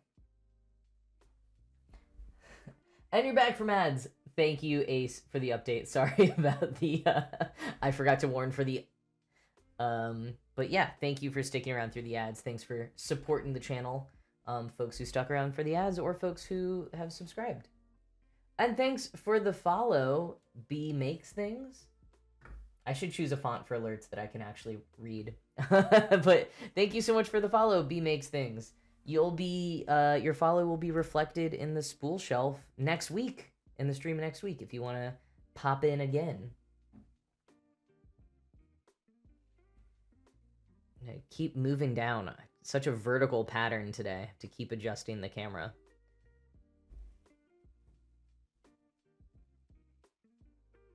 Got to -4 degrees Celsius last night. I left my plants in the car ready for a drive for my grandpa's, and they weren't looking well. Oh, I bet not.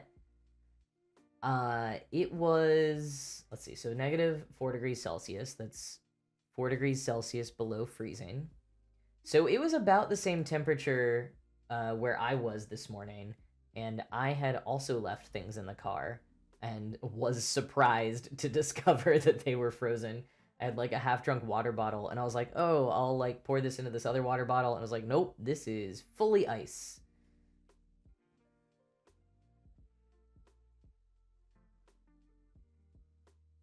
Fine. 1, 2, 3.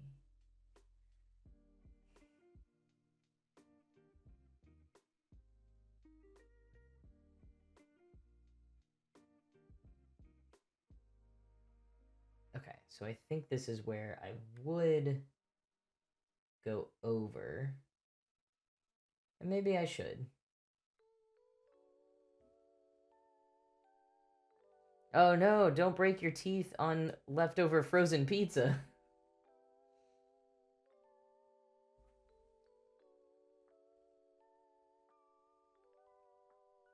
Is that correct? Wait, 1.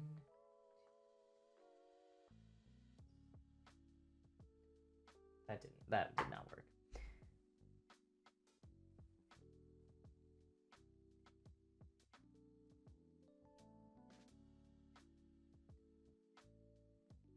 $12 right there. And then, but I keep forgetting where I start counting. Okay, I'm starting to count where it's just single ones.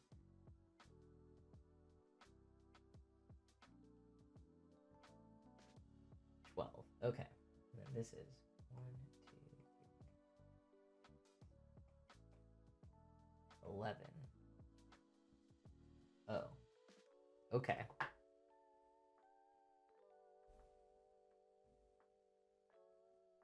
We'll go back 1.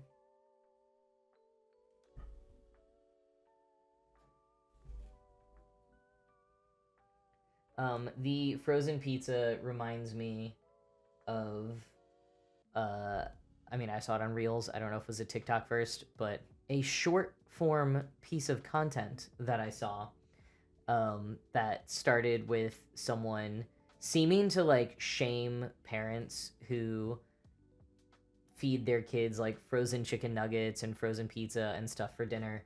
And she's kind of going on, and she's like, I don't care if you say that you're busy and don't have the time, like find the time to microwave it. And it was like a good twist ending. And then it became this thing where people kept stitching onto it. And it would be like doctors and clinical psychologists and nutritionists and like people who are like all, you know, actually have those credentials and are also creators and influencers. But they like kept up with the bit, and it kind of turned into like continuing to play with the language and make it sound like they were calling this person out, but then it kind of turned into like eating your children, and no, they won't fit in the microwave, and actually you need to add this to them for nutrition. I don't know, it was very silly. Door saw it. Yes, it was good. I was like, I saw it because a lot of people that I follow liked it. Yeah, it was a good like wholesome collaborative. Even though the joke was about eating children, it was still a pretty wholesome collaborative meme moment. I like when that happens.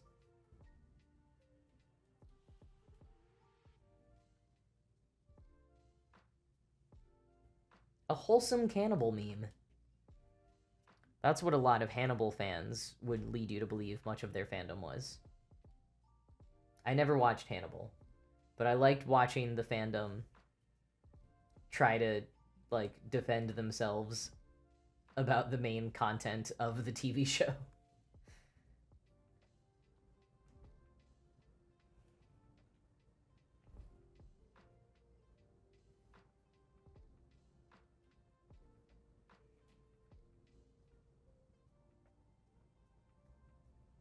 Save a life, use commas. Let's eat Timmy or let's eat Timmy. So true, Sarah. Eats, shoots, and leaves. Very popular book of grammar among my high school friends.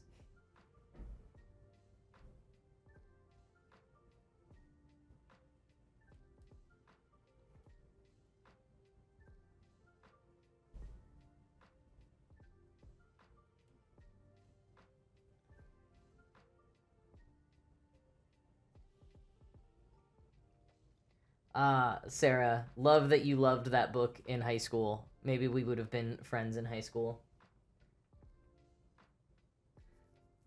Well done, Rogan, on making some progress on your project tonight. Um, Thank you for popping by, and I hope you have a very happy new year as well. Popping by, stopping by, whatever. All right, this floss, starting to play chicken with it. I need to finish it before I can't.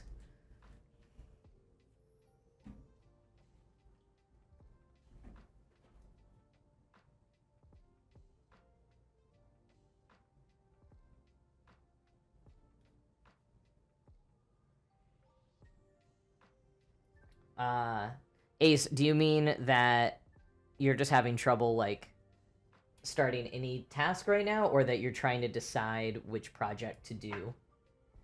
Either way, I feel that. How did I end up with 2 needles out? I guess I kind of know how that happened.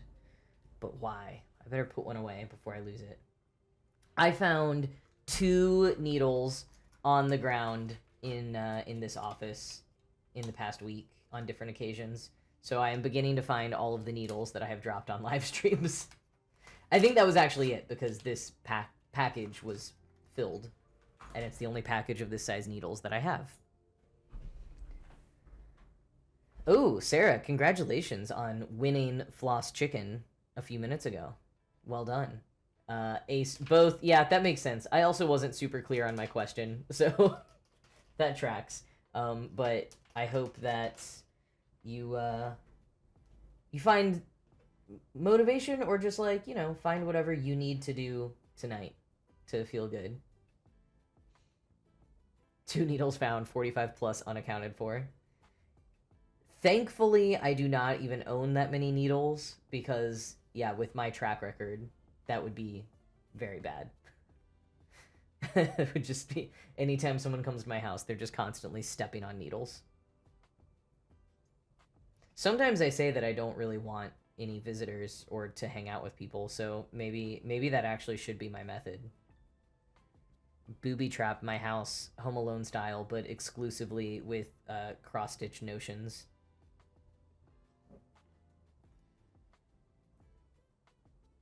Oh yeah, Door, what are you working on? You're working on a sewing pattern for a cosplay. The only paper you have is a roll of fax paper that your grandpa robbed from Rolls-Royce. Don't be putting him on blast here. The Rolls-Royce cops are gonna find him. Yes, I could scatter Lego all over my floor instead of sewing needles.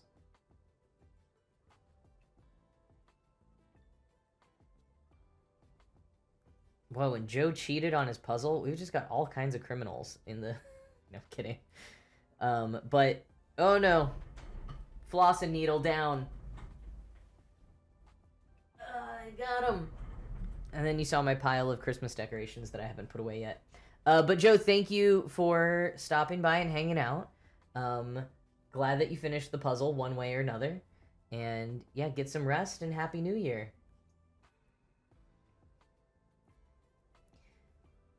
Oh, well, if Rolls-Royce got rid of the fax machine, then fair game, I suppose. I joked about getting a fax machine for years, and I wish that I had. I think it would have been fun.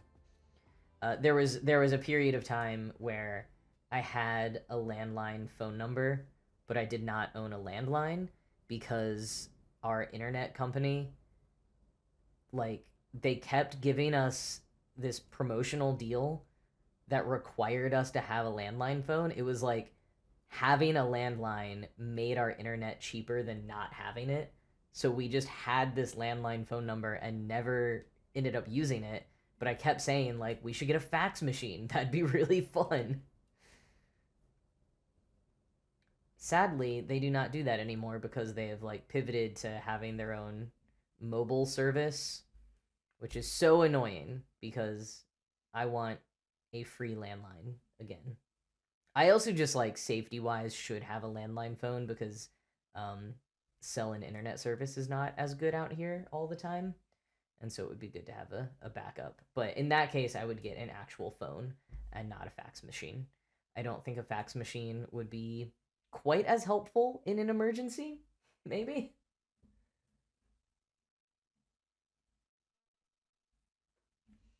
Ooh, you can't even see what I'm doing. And the music stopped. Wow. Is this a sign that we should end? Folks are leaving, the music stopped, and the camera wasn't even focused on what I'm doing. I will probably wrap up in a little bit.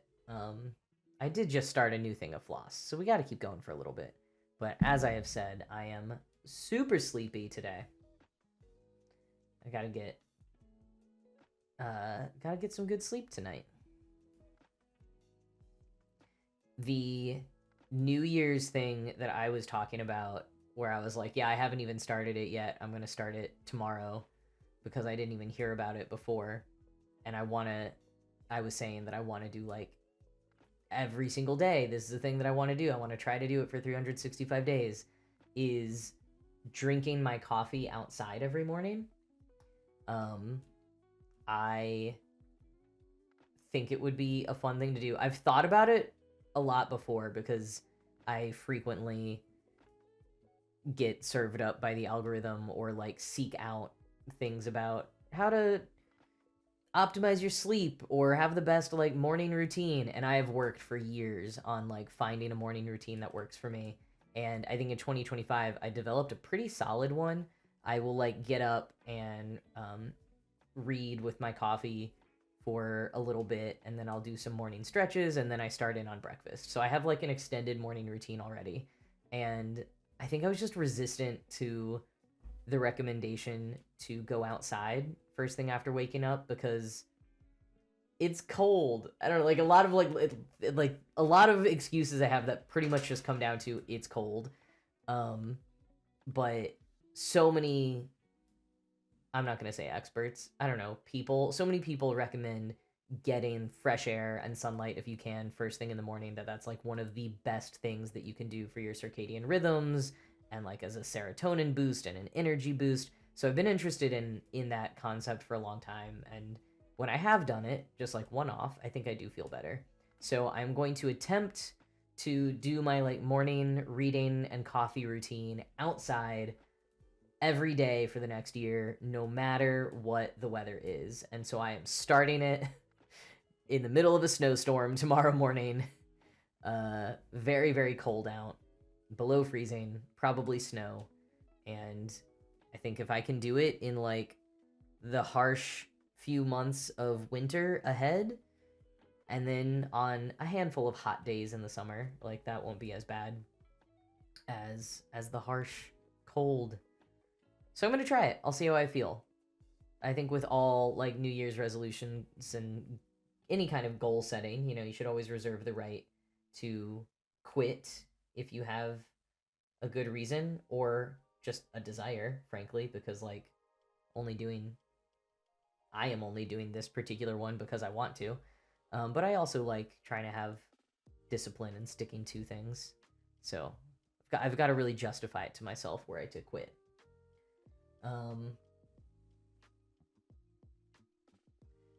Tom gets up before 5, so there's no sunlight. But would like to get back into a walk before work. It really makes a difference, even if just a short one. Yeah, that is going to be an issue, is that I don't think the sun has fully risen for the time that I want to wake up, at least right now. I got to check sunrise times and how that changes with daylight savings.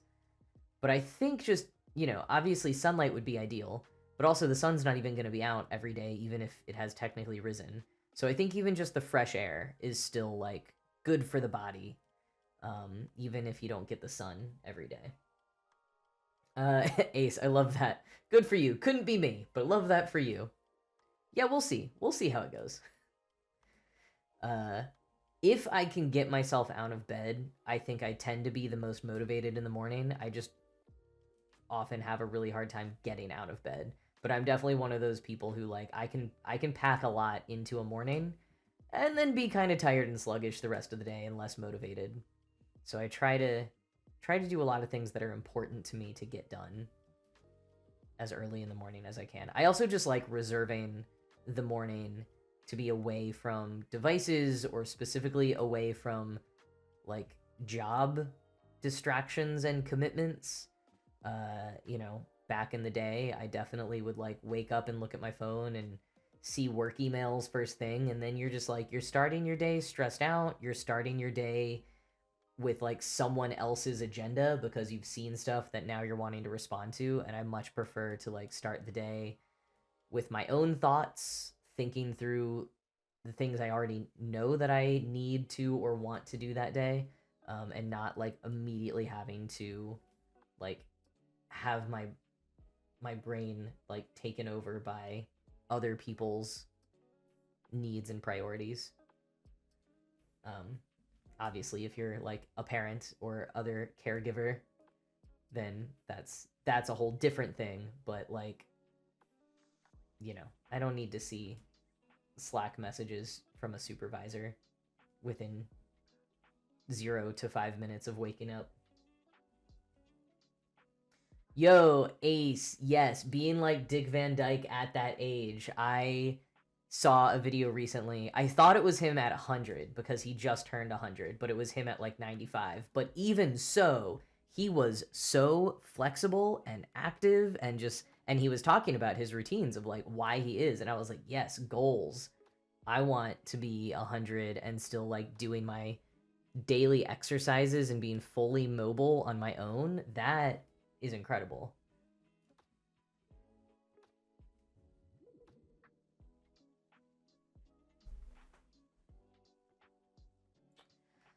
Oh, Sarah, thank you for catching me on that. What do I want to do about that? It is supposed to be symmetrical to have a little upper right corner on the left. Okay, let me just look at. I want to make sure I'm unmarking it on the app to help me remember, because I don't think there's a good way to fix that right now. Yeah, I can do a confetti stitch. I think I don't want to where I'm at in the pattern and with floss right now, but I will do it at some point. Ooh, Ace wants to start swimming. Swimming is a huge exercise, yeah. Um, that's definitely something I eventually want to do because it's also like, you know, very low impact. It's a very like I was gonna say good for your body. Like most exercise is good for your body, but you know, if you have any kind of like joint pain or other chronic pain, swimming is so much more low impact than like something like running, you know? Um, so I would love to get more into swimming someday. I've been saying it for about a decade and done nothing about it. But maybe one day. And oh yeah, Tom, opening social media when in bed. I am still guilty of that on occasion. I'm much worse at looking at social media before falling asleep. I'm pretty good at like most of the time not reaching for my phone in the morning, but I definitely do some scrolling as I fall asleep. I'd rather be someone who reads before bed, and I'm getting better at it. But I also just like I don't look at social media too much throughout the day. Now that I don't work in social media or in news, I've really largely avoided it throughout the day. So I sometimes feel like maybe it's okay if this is the one time a day I'm looking at it. I don't know. I've really been going through a back and forth of like how to stay informed and also like kind of engaged with like culture and stuff, but without being on social media a lot or at all. Like, I don't know, just trying to find that balance, because it can feel so good to just turn it all off and not be on social media at all and not look at the news at all. But also, we're in like really dangerous times. Like, you gotta stay informed. But on just more on the like keeping up with trends stuff, I think I'm really starting to just interrogate with myself of how I feel being someone who is not in the loop about things, because I used to always be so in the know, and it's like, do I feel better being in the loop or being away from the discourse and away from the apps? I don't quite have an answer yet, but it's a thing I've been thinking about a lot.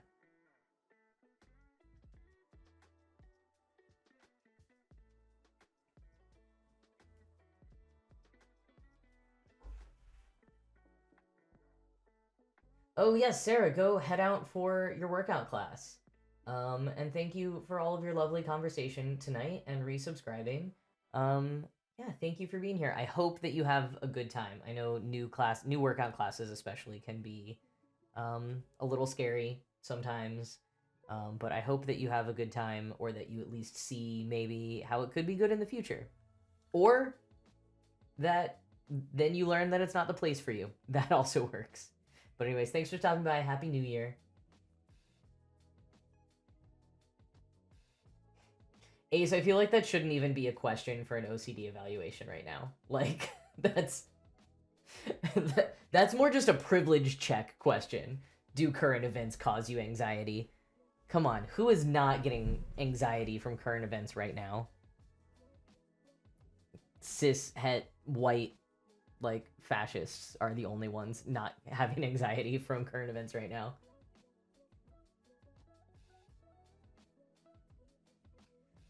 Yeah, Tom, the urge to build a cabin in the woods and disconnect entirely. I feel that. I mean, being in the woods of rural Vermont this weekend was so good. And there was like a moment, because I was there with a group, and there was a moment towards the end where someone like looked at a news notification and was starting to tell us what the notification was, and everyone was kind of like, "Stop! Is it actually important? Do we actually need to know this?" And then they told us anyways. But I appreciated the people who were like, "Hey, maybe we don't all want to hear this right now."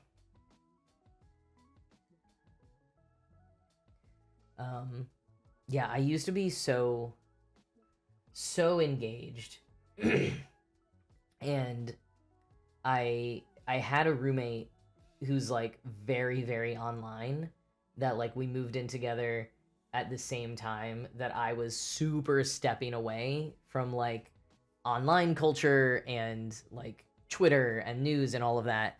And it was really interesting just seeing the way that, like, to see his takes on different things, like his opinions on things and the stuff that he knew about.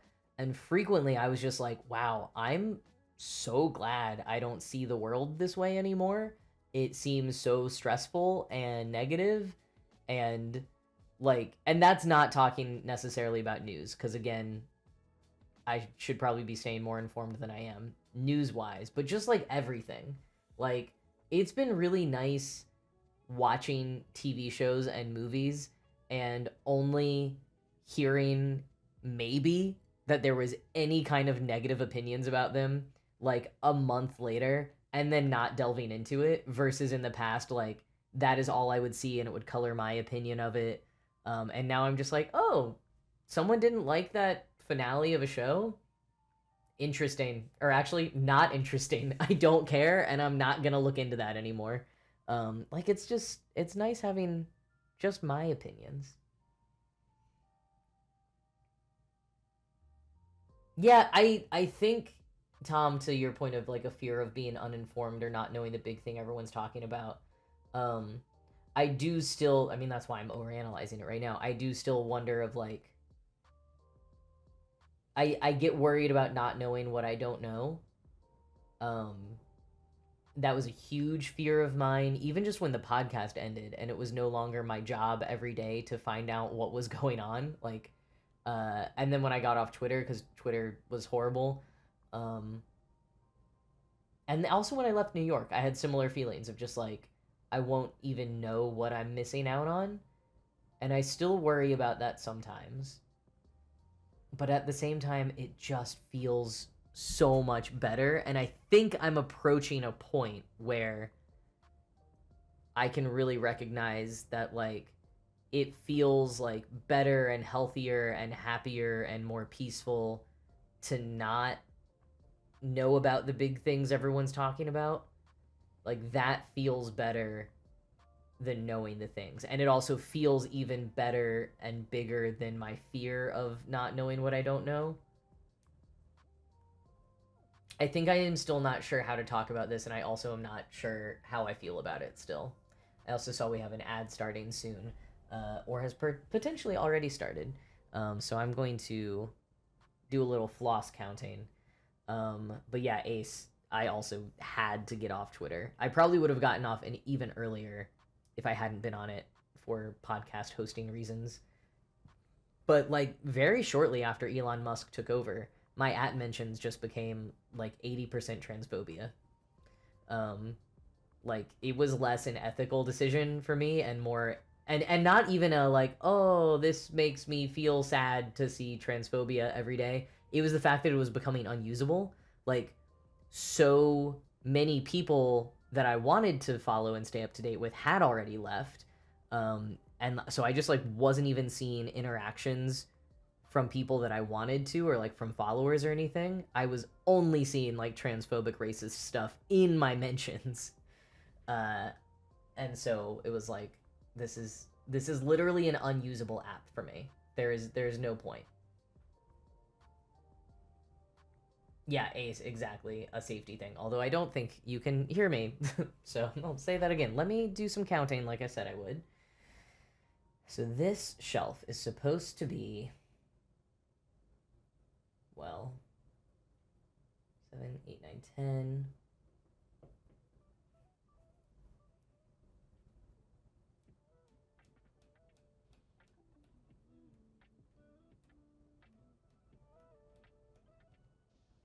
10. 1, 2, 3, 4, 5, 6, 7, 8, 9, 10. Okay.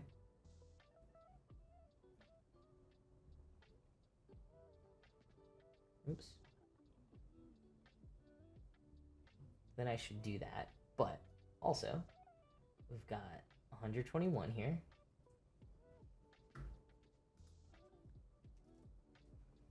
And then that makes this. Bam. Oh, Tom, that sucks. um, I don't know if I knew about that at the time. Also, welcome back from the ads, folks who were gone in the ads. I'm just checking out Tom's comment about his final straw for getting off of Twitter, which was when Elliot Page's dead name was trending.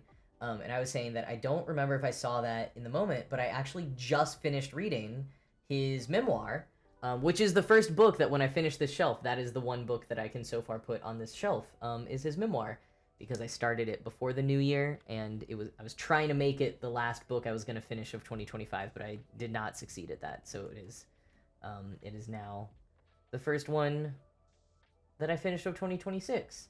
I liked it. I feel like it was so different in some ways than all of the other like trans men memoirs that I've read, in a good way. And I feel like it didn't touch on gender maybe quite as much as you might expect it to. There was a good amount of sexuality, but yeah, or I guess like it didn't touch on gender in a super explicit way. Like I feel like so many trans memoirs, I don't know, I feel like a lot of us like hit on a lot of the same beats, and maybe it's just because his life is so different than the rest of ours, being such a huge Hollywood star and who, you know, was starring in movies as a young teenager. Like, that's a very different experience. And I did think it was really interesting to read a lot of the ways he was like grappling with being perceived and having to like conform to Hollywood standards, and how that also affected his own like sense of shame and grappling with his identity. Um, yeah, I found that to be really interesting. He also like opened up about a lot of family stuff that was like, oh, that's a lot harder of family stuff than I ever knew he went through. Um, so I think there's a lot in there that people can probably relate to even beyond gender and sexuality. Um, and I felt like he played with language in some ways that I haven't often seen in trans memoirs. I see it in a lot of other like creative nonfiction.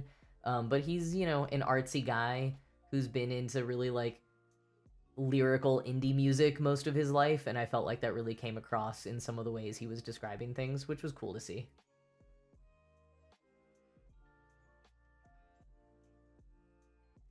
Um yeah, Tom, I like, and it was not what I was expecting, not in like a whoa, this was so different, just sort of like in a low key, not what I was expecting way.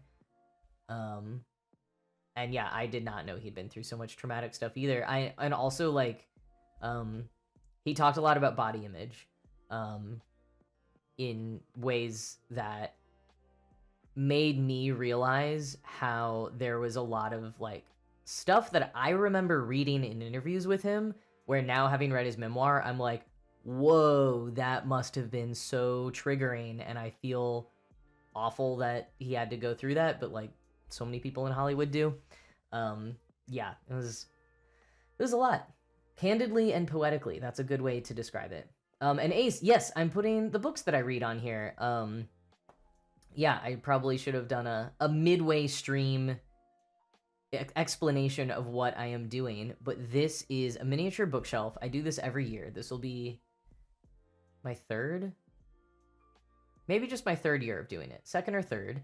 It is a design like pattern and concept by Sophie O'Neill, the Stir Crazy Crafter. You see her name there at the bottom of the screen. Her website is the Stir Crazy Crafter, and she's on Instagram and TikTok and everything.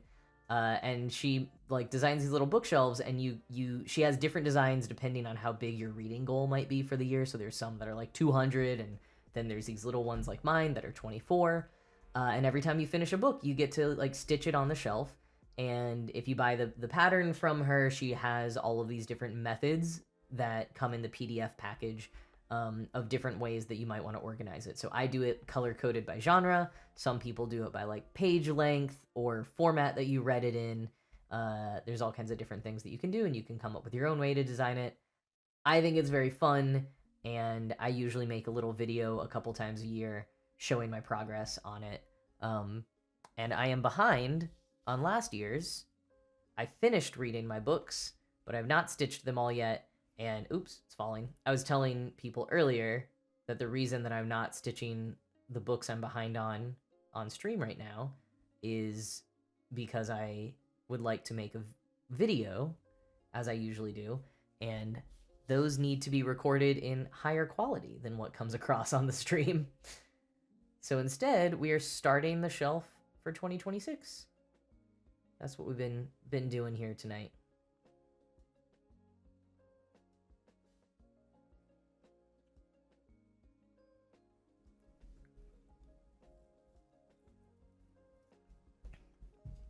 Some folks were saying earlier what some of their reading goals were for the year. I don't know if anyone else wants to share some of their reading goals or what you've been reading lately.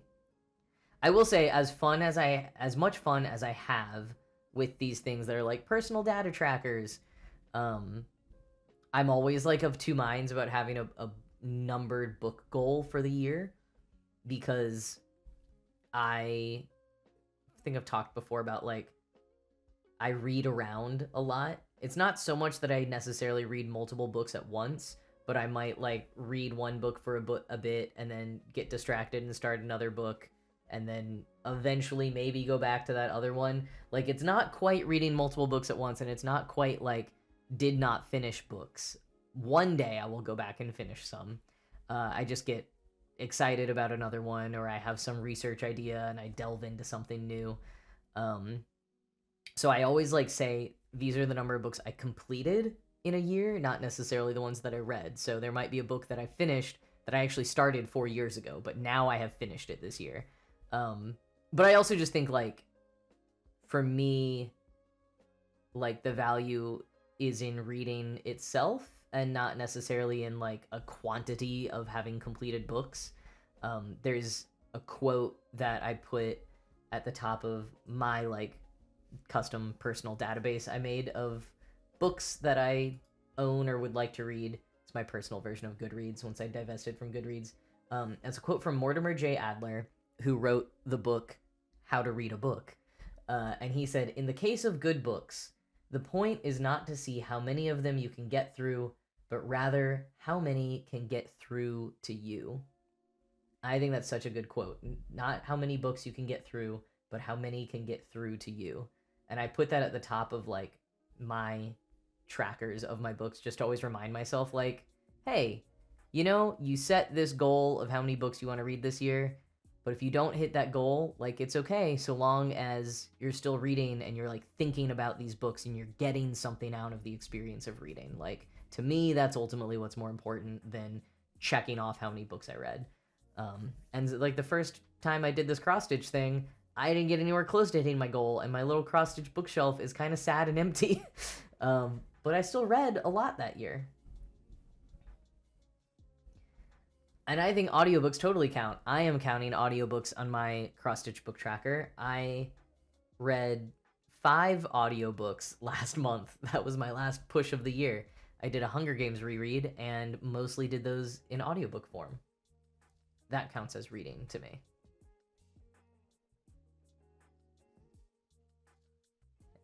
$11, $12, $13,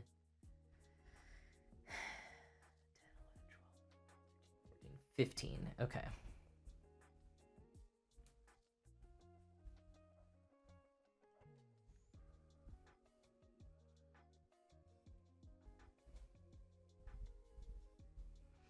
Oh, Tom, you're reading Dan's book. I have not read Dan's mental health book.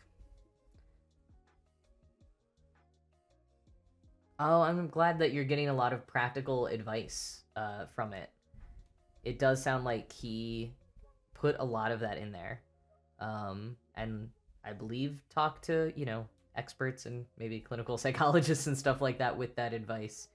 But that's great when you can read a book and surprisingly get some practical tips that maybe you didn't expect. I'm so behind on Dan and Phil videos. I just started watching one of the new ones shortly before the live stream. I got a lot to catch up on. All their Patreon videos that I have not watched yet. They're all Christmassy, so I'm a little late, but I'm gonna go back and watch all of them anyways. Ooh, audiobooks for Percy Jackson, because I have only read those books through once, and I've thought about rereading them, and I feel like an audiobook would be a great way.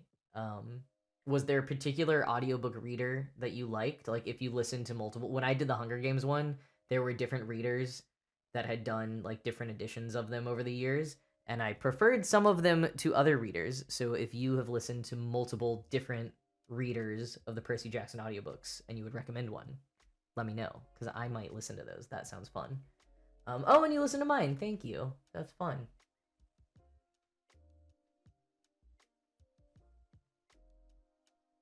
Whoa, that's cool, Ace. Oh my gosh. I love Mike. I had so much fun being on the newest Olympian. Um I've always enjoyed hearing about like Mike's new podcast ideas when he launches new things. And I just saw, speaking of me like being out of the loop with stuff, I only recently saw that I guess he went to like the press junket for the new series of Percy Jackson, which I have not watched yet. I'm behind. I have not seen the new season of Percy Jackson or the new season of Stranger Things. Behind on a lot of stuff. But yeah, I guess he went to the press junket and got to visit the set, and like that's so cool. I need to listen to his episodes where it seems like maybe he was interviewing cast or crew or something. Okay, Percy Jackson has one reader. Heroes of Olympus has a different. I have not read Heroes of Olympus at all, so I need to do that. He had Uncle Rick on the pod. Wow. Congratulations, Mike. I love to see good people achieving awesome things. Oh, I bet that's an amazing conversation. Okay, I need to listen to that soon. For folks who don't know, The Newest Olympian is a podcast hosted by Mike Schubert. That's like a read through of the Percy Jackson books by, a guy in his mid 30s who has never read them before and got really into them.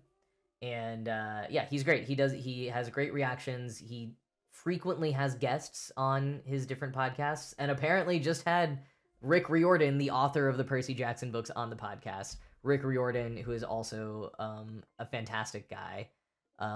He has been so vocally supportive of LGBTQ plus kids and adults over the years, and incorporated them as characters into his books, but is just a very vocal supporter and a very good guy. So strong recommend Percy Jackson in general to anyone who hasn't gotten into it before. And if you are into Percy Jackson, check out Mike's podcast, The Newest Olympian. He has lots of good podcasts. If you check out the Percy Jackson one and you like it, check out his other ones. Ace is recommending Meddling Adults, which I believe I was also on at one point early on. I think about like on a Veronica Mars episode, unless I'm mistaking that for another one of his podcasts. But yeah, or if you're not into Percy Jackson, look up Mike Schubert, Schubert. He does a handful of podcasts and has a back catalog of many more. He's a fun podcaster and a really good guy and great ally. He sent me some stickers recently, actually. He bought a bunch of those stickers that say like a trans person peed here. Which I think I saw somewhere one time and posted about, thinking they were really funny and wanting some. And he sent me some recently, so I haven't put them anywhere yet. I forgot about that. I gotta stick those in some bathrooms. Maybe next time I'm in Texas.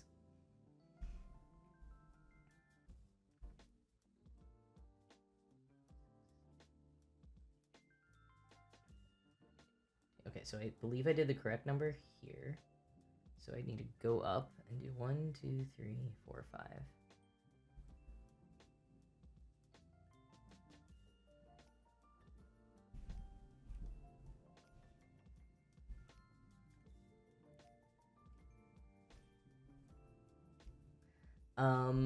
Yeah, Tom, I think I would recommend the TV show. I think maybe some of the bigger Percy Jackson fans in the chat might have more critical opinions of it. I enjoyed season 1, but I had not reread the books. The most I've reread them was like the few times I was on Newest Olympian, and I remember the first book kind of.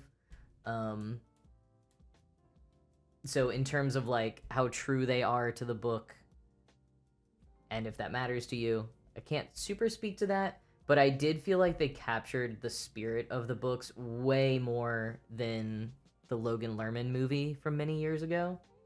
I mean, first of all, they cast kids who are the right age or look the right age. Yeah, I don't know. I felt like it was really good. I enjoyed it.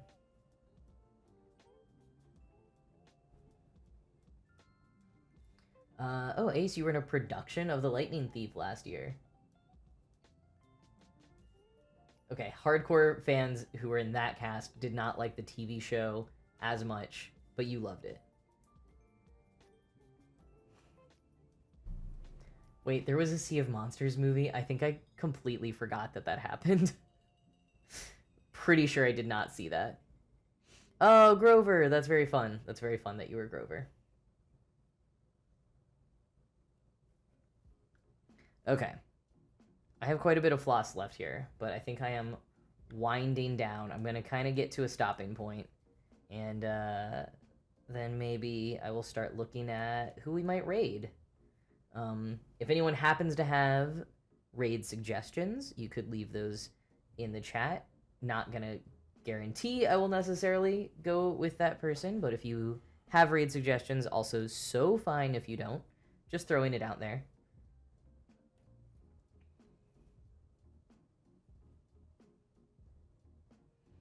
I mean, I'm fully here for movies that are maybe not necessarily good but very fun. So maybe at some point I will check out Sea of Monsters just for fun. If I do the Percy Jackson re-listen, if not reread, though that is still reading.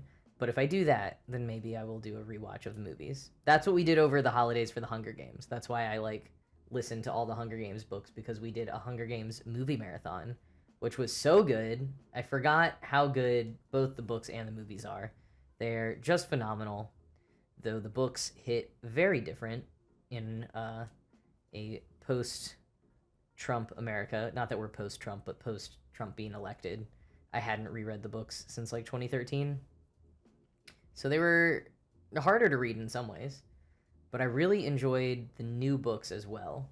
Ballad of Songbirds and Snakes, which was the first like new book, the new prequel that came out. I really liked. Most people I've talked to have not liked it quite as much. But then Sunrise on the Reaping, which is the book that just came out this year, was so good.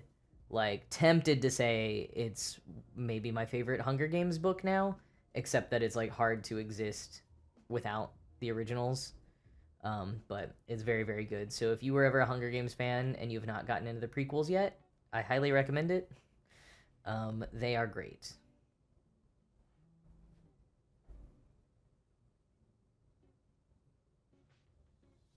Dora never read or watched Percy Jackson, but was super into Greek mythology. The original, the OG Percy Jackson of the Greek myths. I mean, they're good. They're definitely like, they're. I think they're classified as YA, but I think they kind of straddle the young adult, middle grade um, level, in my opinion. At least the first couple of Percy Jackson books. So, like, if you're to reread them as an adult, just keep that in mind. But I read them all for the first time in college. Like, that's when the movie was coming out, so I just sort of read them all. And I think you can totally still enjoy them, even if they're, like, a little bit more basic in some ways because of that. It's such a fun concept, and Rick Riordan is such a fun writer. And he has built out a really cool, fun fictional world. Ace, that's such a good point about book to film adaptations, is when they're different, it gives people who read the book a little bit something to look forward to. I'm someone who appreciates when a film or TV show is very accurate to the book, but I think to me, I am far more interested in like the tone being the same and like the characters kind of personalities really coming to life versus, you know, plot by plot, like beat by beat being the same. Um, but the changes that are made, I want them to like have a reason why they're being made, and like to be able to identify that of like, oh, I see, they had to do this because like we can't hear what's in the character's head, or you had to fit it into a 2 hour movie. I feel like sometimes film adaptations, especially when the author is less involved, they can just be bonkers and like, why did you do this? It doesn't make sense, and like doesn't fit with what this character's motivation would ever be. uh Dora, I did not remember that. I wonder if that was more in the movie or in the book when Percy Jackson used an iPod to slay Medusa. Ace might have to tell us.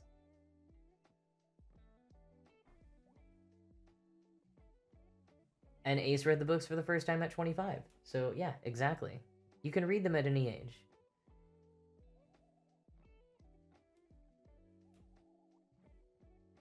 Okay, the iPod thing happened in the movie.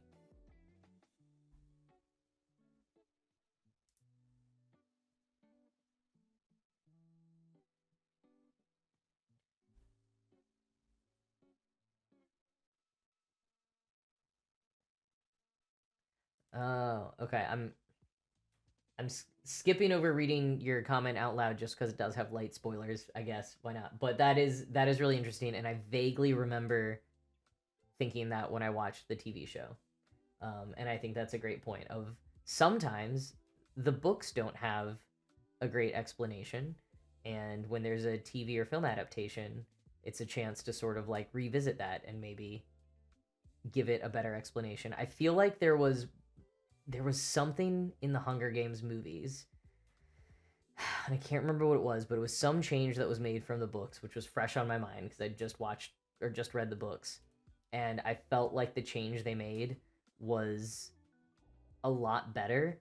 And knowing how involved Suzanne Collins was, like, as a producer, and I think maybe helping a little bit with the writing of the movies, because I know that she had a screenwriting background before Hunger Games. I was just really curious, like, what those decisions were like. Like, was that change something she recommended, or did they recommend it, and did someone have to sort of be like, yeah, the way you wrote this really doesn't make any sense, so we're gonna add in this explanation. Or is it like, yeah, something from the books that she realized over time or got critique on of, like, yeah, I could have made this make more sense.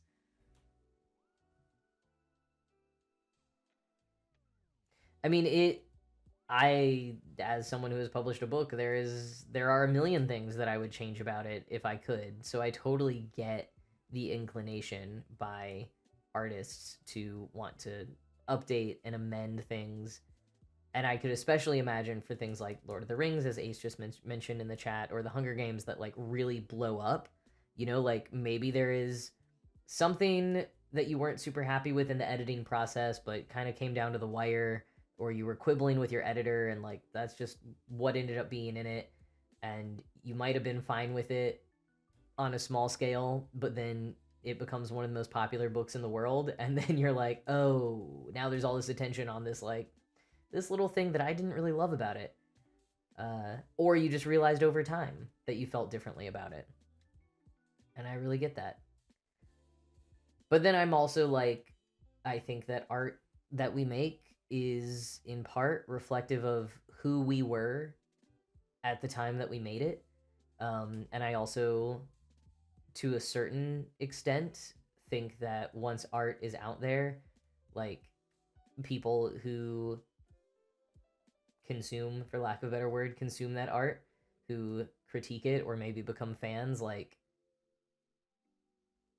I don't love when an author tries to take that away from fans, like with George Lucas and Star Wars making changes and making it, like, impossible to find sanctioned versions of the earlier products. Uh yeah, that feels, I feel like there's a thin line there.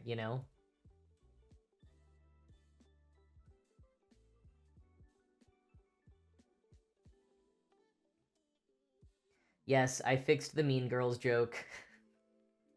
uh I guess there were not any Mean Girls fans on my editing teams. No one noticed that, except for, like, one of my best friends that I gave an early copy to, and she caught so many mistakes, and she was like, "Do you want me to tell you? Because I know that you can't change anything at this point." And I was like, "Yeah, don't tell me now. Tell me when I can change things for the paperback, but I'm just going to be really frustrated if you tell me any mistakes now because I know I can't change them." And that was the number one thing that she waited to tell me because I couldn't change it at that point.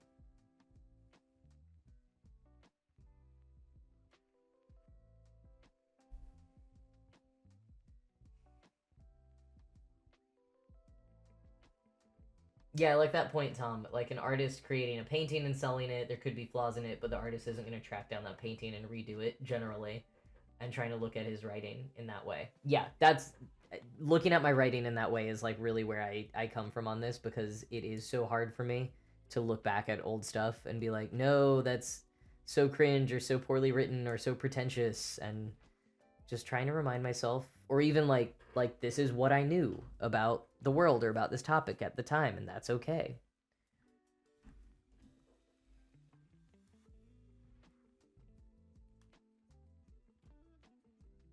Yeah, that's exactly it.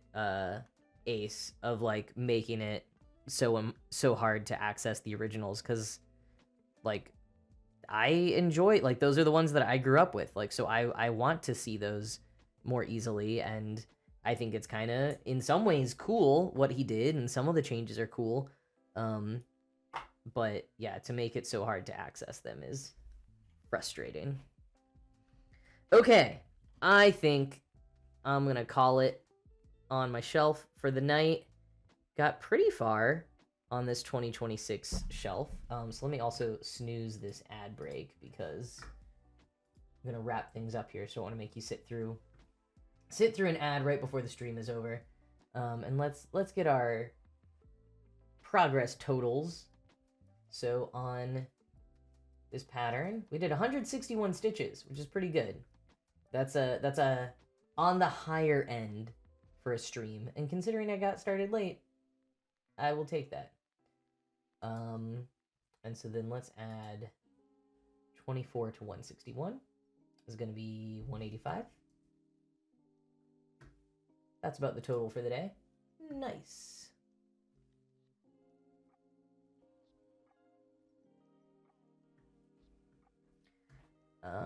Okay, let's see who is online tonight.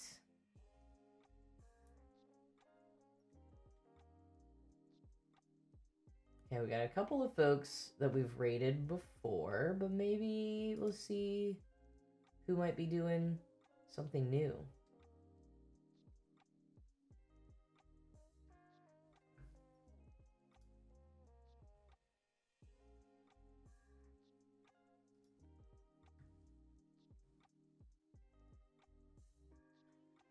Let's see. I'm gonna go browse some folks.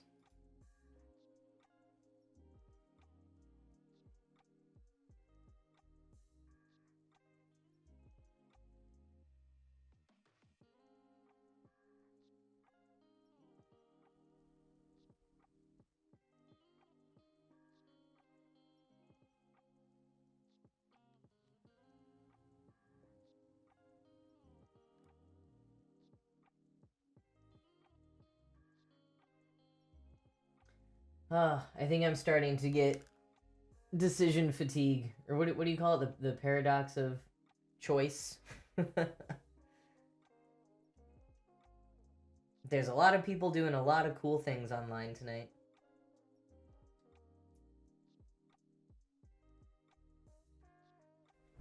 Diamond art seems to be such a big thing on Twitch, and I don't know that I really was aware of it before I started seeing it on Twitch. And I think one or two people here have talked about doing diamond art.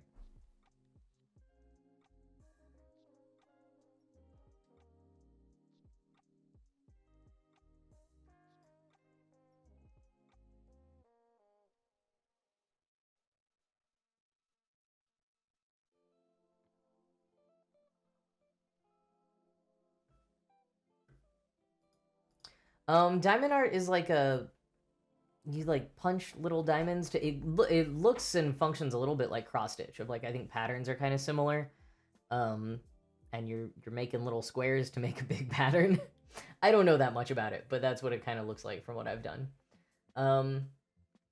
Okay, I might actually not raid tonight because I am very tired. And I'm having trouble picking, and I don't think I would be too attentive or talkative for the first little bit in there. But I will just say goodnight for now. Thank you all for being here for the first of the year stream, and hope we have many more. And I hope that you're all getting some rest after the holidays and staying well or healing, Tom. And I look forward to... I'm winding my floss here, that's why I'm looking down. Yeah, I look forward to many, many more Stitch streams throughout the year with all of you, and some good reading for my bookshelf tracker. I hope you all have some good reads as well. Haha, good reads. No, bad. All right. Thank you all for being here. Thank you for the follows. Thank you for the subs. And good luck on all of your projects that you've all been working on. We'll see how we all make progress by next week, which I believe is just a normal week. I'll see you all again at 6 p.m. Eastern here next Monday. All right. Good night, everyone.